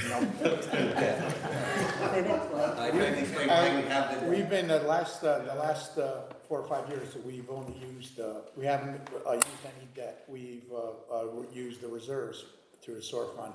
But now we've completed the wastewater treatment plant and the North Ferry Street plant. We're talking about $52 million projects. And I think our borrowing is going to be they're about 35 million. So our just SOAR increase in just debt is 713,000 a year. But again, going back to Paul, that was a DEC consent order. And we're still under that order. We have 2 years of demonstration to show that we're not going to open the bypass to the river. So. And I just wanted to say too, we paid over 58 million. So we had over 20 million in grants and stuff too. So over 26 million in grants, 32 million that we had to borrow. But it's all, well, I know it doesn't, still we got to pay it back, but it's 0%. It's for 90% of it 0%, and the rest is low between 2 and 4%, which we haven't figured out yet. It's like 0% is $30-some million. It's $1 million a year. You still got to pay it back though. Yeah, you still got to pay it back. think they felt sorry that we had to spend the money, so they gave us 0% state. Anthony, in terms of the healthcare costs, we're carrying it here separate from the overall, or this is just a? Yeah, this is for their fund, Their because fund, we separate Separate. general, water, sewer, and golf. We separate all the health funds. But, yeah. Any other question for that section? Seeing none, we'll move into capital. Right. Page 1 under Parks, we do parks first. Yeah, we have, park waste property management request, yeah. Yeah. Parks, we're requesting one pickup truck. We did get a couple trucks in recently, so we'll be able to move some things around again, like Anthony and the mayor said, that there's been a lag on getting trucks. What we order, we don't see. It's been very difficult to get vehicles, so we ordered that in the last couple of years, used on our large packers. We've been buying through a lease company because they take anywhere from 18 to 24 months to get. So if we're approving a budget now, we order them next May, we get them in 26. It's just difficult to keep a truck running. So the two from that were in last year's budget, it was two F-350 pickups with plows. We just got those? Yep. Okay. In fact, Just they just got put on the road. Yeah. In fact, here's an example. We ordered a service truck 18 months ago. Last month I canceled the PO. It still hasn't arrived. Oh, okay. We did mini bids, Sarah did mini bids, and we got something off a lot. Yes. And the body for that truck has been sitting at Trius for a year. And we said, work it out with Ford. We canceled the PO. So vehicles are very difficult to get. So we are requesting one park pickup truck for next year at a $75,000 cost. Property management, because we do have 4 nuisance officers. Yep. They are using 2 electric cars currently, and they're 2 of the bolts that were bought. We'd like to get them into 2 other electric vehicles, so that our nuisance officers are driving 4 electric vehicles, each one has one. They're driving pretty much hand-me-downs. What we do is we get new vehicles in, we hand them down. Just like we're doing with codes, they get a hand-down police car. We are requesting 2 electric vehicles for the property management for the nuisance officers, and 2 F-350 pickups for what we call property manager SNAP, because they, sorry?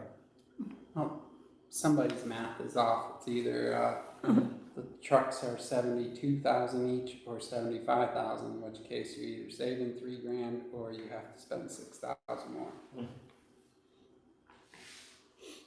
144, 75, 75, 150 individual. Is it with plow?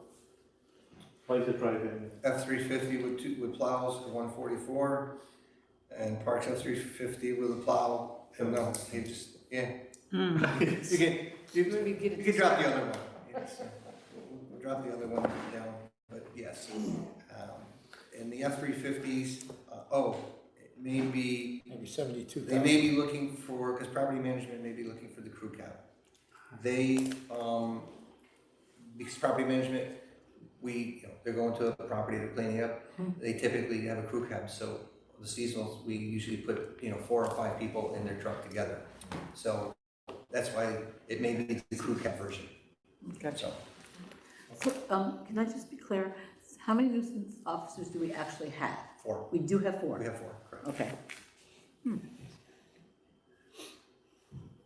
Those rear litter packers are expensive. Move next waste collection. Wait, did you mention the mobile lift? Not yet, no, I was working my way down. So Waste collection would be next. The mobile lift, I have it, It's the first. first one. Yeah. On the garage. Oh, On the top, under garage. I want to make sure that you still want it. Yeah, that is for the mechanic to do the work at night. Right. The mobile lifts and other mobile lifts is because that floor has radiant floor heat. We can't anchor nothing to the floor. We can't put stationary lifts in there because there's radiant heat through the floor. So the mobile lifts, they go around the tires, they lift, and the 4 units talk to each other. They're computerized. Wow. and they're capable of lifting the dump trucks up too. Wow. So, that was $85,000 for, I'm sorry, I missed that. Waste collection, again, we did receive, 8 Packers over the last couple of years, but I am, looking to get 2 more Packers. We just had an auction, so we auctioned some of the older equipment off. I think we brought in roughly $80-some thousand in the auction. So, the vehicles that end up getting pulled out completely, we do have a couple auctions a year, depending on what equipment we have. I think we brought in roughly $80-some thousand this year. They're picking up equipment this week.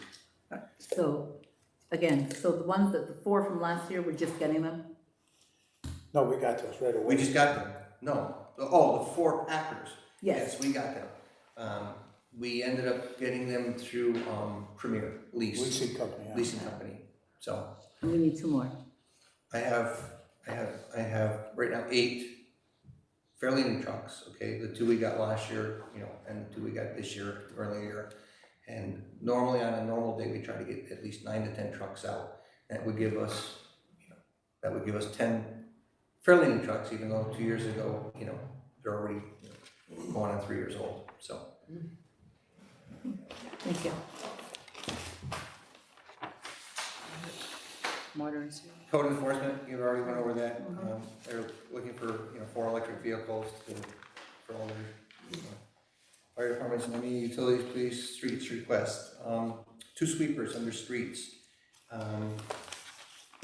We will be able to, trade in the 2. We are hoping to get maybe $75,000 on the trade-in value for the 2 that we trade in. But they get a lot of use, a lot of wear and tear. So go ahead. Mr. McGovern, is your intent with the rear loaders to get to 10, or will you want to go over or replace older? No. I mean, eventually, we still have a fleet, but it's an aging fleet. Right. This would give us, 10 vehicles that are, anywhere from, 4 years old, 5 years old to, a year old. Okay. Because typically when we get the lease vehicles, they're, we're buying a year-old vehicle, which is because a lot of bugs are out of the vehicle. So, and we get them quick. We don't have to wait 18 to 24 months. And the plan is to get up a fleet and then eventually just get 1 a year. Mm-hmm. 1 a year. Nice. So hopefully next year. Well, The one. 2025 we'll get 1. Under streets, replace the 2 oldest sweepers we have. We have 4 sweeper operators. We have 4 sweepers, but 2 are considerably old. They're constantly in the building for repair. Constantly repairing. Your mechanics are constantly working on the same thing over and over, and that's where we start to back up. So we have 4 individuals that are, all We those have- positions are filled? Yeah, we have 4 actual sweeper operators that run the sweepers. They're out, at least 1 or 2 are out every day. Okay. But if you're in the yard right now, there's 2 in there for repair. So, we always have at least 1 or 2 out. Like to see more, but I gotta have the vehicles available for the operators to run. Right. And so if the operators can't run, then we only have 2 vehicles with 4 people, then They're also MEO, so they're doing other work. Okay. No, they don't get to sit on the I bench. told Paul to give him a room and just go down the street. Yeah, I gotta go over It'd big. be a sweeper, right? I did it from White Tower to the Scotia Bridge and back up You did it personally? in February when I was MEO. The old street work, yeah. My farmer asked me to do that. Yes, me and Mr. Montgomery did that together. We swept the whole curb line from White Tower to the Scotia Bridge on one side and then back up to the other. Probably less garbage back then. There was. All right, let's move on. The blacktop hot box reclaimer, that's what we use in the winter. We put our blacktop in it, we reclaim it, it melts, we use it for potholes during the winter months. Water and sewer. Water. Water and sewer. Water, the reservoir, concrete steps, the reservoir was put up there in 2015. There's a big blacktop on the wall. The steps are in need of some replacement. So we are looking to see if we can get the steps replaced going up to that building. 160 feet, $5,000, pumping well field improvements, How many stairs are you looking to repair? Just one? 42. 42 steps? Okay. So, I'll so these concrete. stairs, so, right, so these Well, stairs are That's taken how to much the per reservoir? Yes, if you look, the side wing walls are all deteriorated, they're all falling down. Yes, So, I'll take a picture of it and send it. I see that it was in the budget last year as well. And so we didn't start the process, Bids, nothing happened? when we did try to do bid once, they came in considerably way over what we budgeted. So, So, I've never been there, maybe I should go. So the purpose is so, for the stairs, so an individual can go look, et cetera. you gotta get up to the top where all the hatches are. Mhm. All the hatches are alarmed. They go into the actual, there's 18 million gallons of water in that reservoir. So yeah, that's the way you get to the top. If you wanna walk up the bank in the back. That facility's all on ground, you don't get up and see a water view. No, there's nothing to see. There's some solar panels up there. So is that you? Pardon me? Is that you? Has to do that? Is what? Is that you that has to do that? Walk, yeah, I do that. Anytime somebody goes to one of those hatches, if they're open, anytime somebody takes a picture, that picture of themselves. If somebody wants access to there, they can call my phone, I can get them access if they want. Yeah, it is the water side. If somebody needs to open that hatch and put something in there. Yeah, it could be a big problem. So we don't use smart technology at all to give us any, Well, they're so. that's it? I mean, no cameras, any of this stuff? There's a camera at the gate. It's a fence, security fence. There's a camera at the gate, so if somebody comes to the gate, the county also is there. All the dispatch equipment that the county uses, 911, also located up there. So people have to get it. I don't know those stairs, you know? I don't think you ever did, right? Since we've had I it? think the sign was from 2000 or 1915. 1915. Because it looks like they were covered with concrete 4 years ago, all falling apart. Okay. Yes.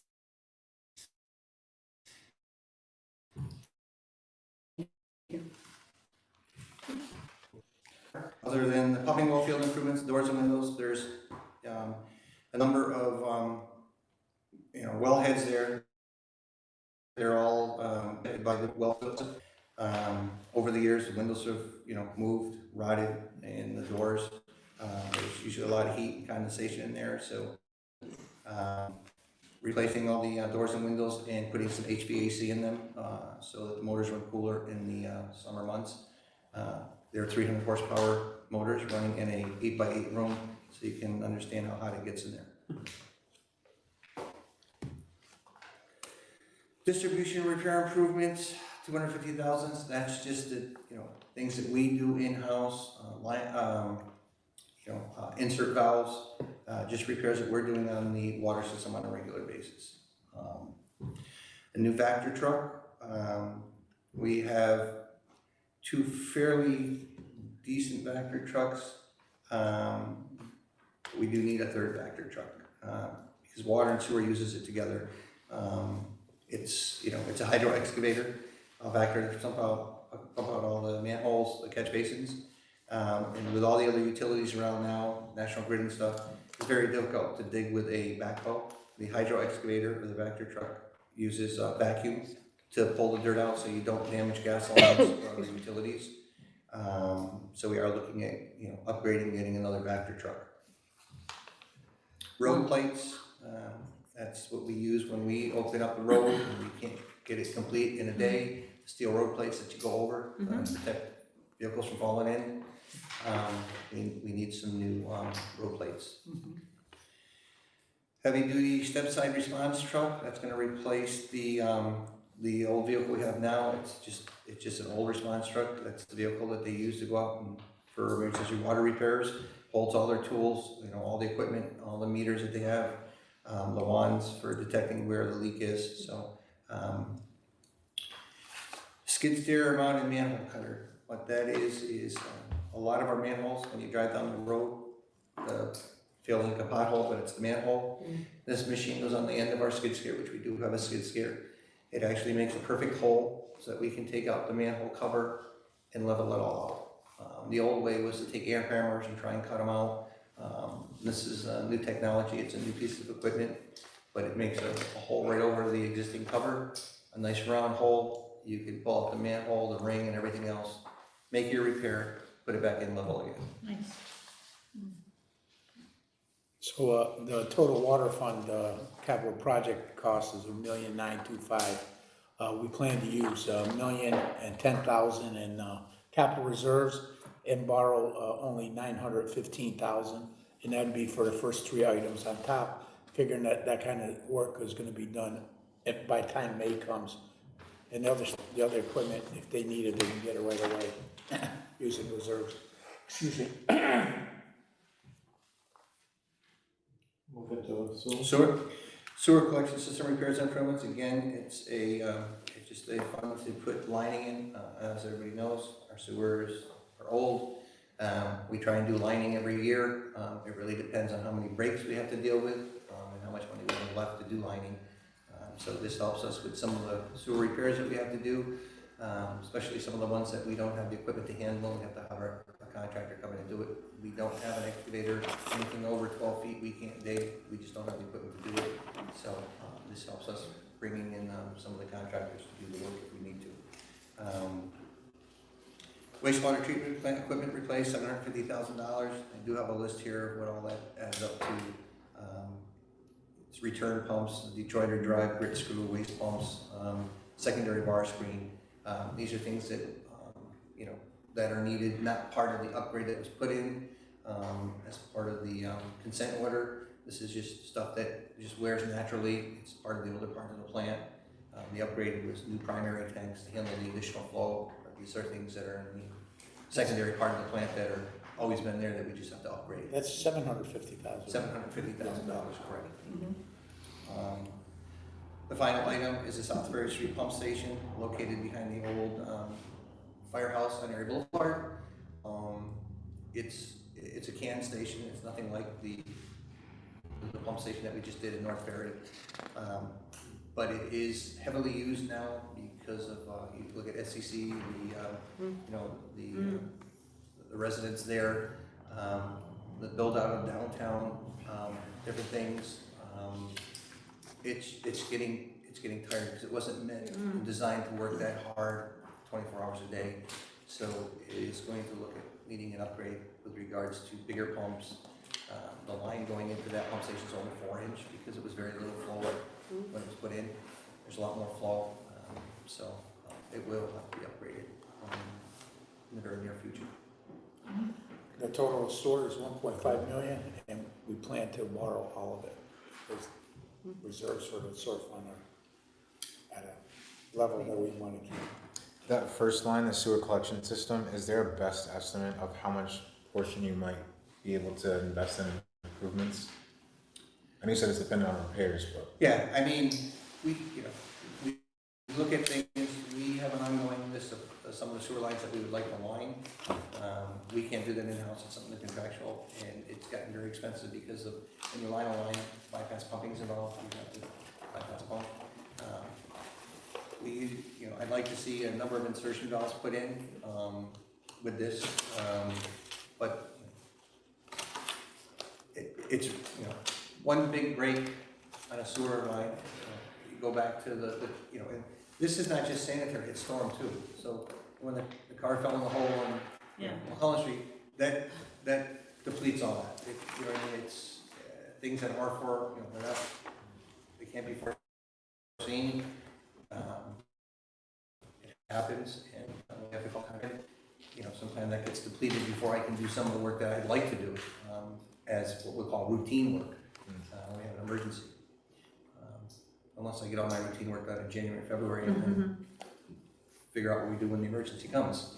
I guess just for sake of extending the conversation, would it be advantageous for us to just separate those so we know we're investing into our improvements? In the sense of, and you say separate. Well, you said you have a repair would consume that whole budget. Well, if we had an emergency repair that we can't handle, because we're limited to what we can do, as a municipality, because we don't have an excavator. So, you know, we have to rely on calling in a contractor that can do this for us. You know, if you wanna separate it, it's separated, but if you have an emergency that eats up, you know, $500,000, it eats it up from somewhere. And then we try and pay it out of different line items, you know, and it just leaves us less to work with. I'm having a separate budget item specifically for improvements, so we call this 250,000 for repairs singularly, and then have another line that we know is going to invest. I know it's more, but how are you going to improve the city effectively? Sometimes it becomes word choice, so the pipe may in fact be functional, but we're doing repairs to it that would really be, under your terms, be just an improvement. It's not like it has to be done today, but we know it's gonna fail at some point in the future. So like Paul talks about some of the lining, you know, those are investments in the. So the repairs, the investment. Yeah, so you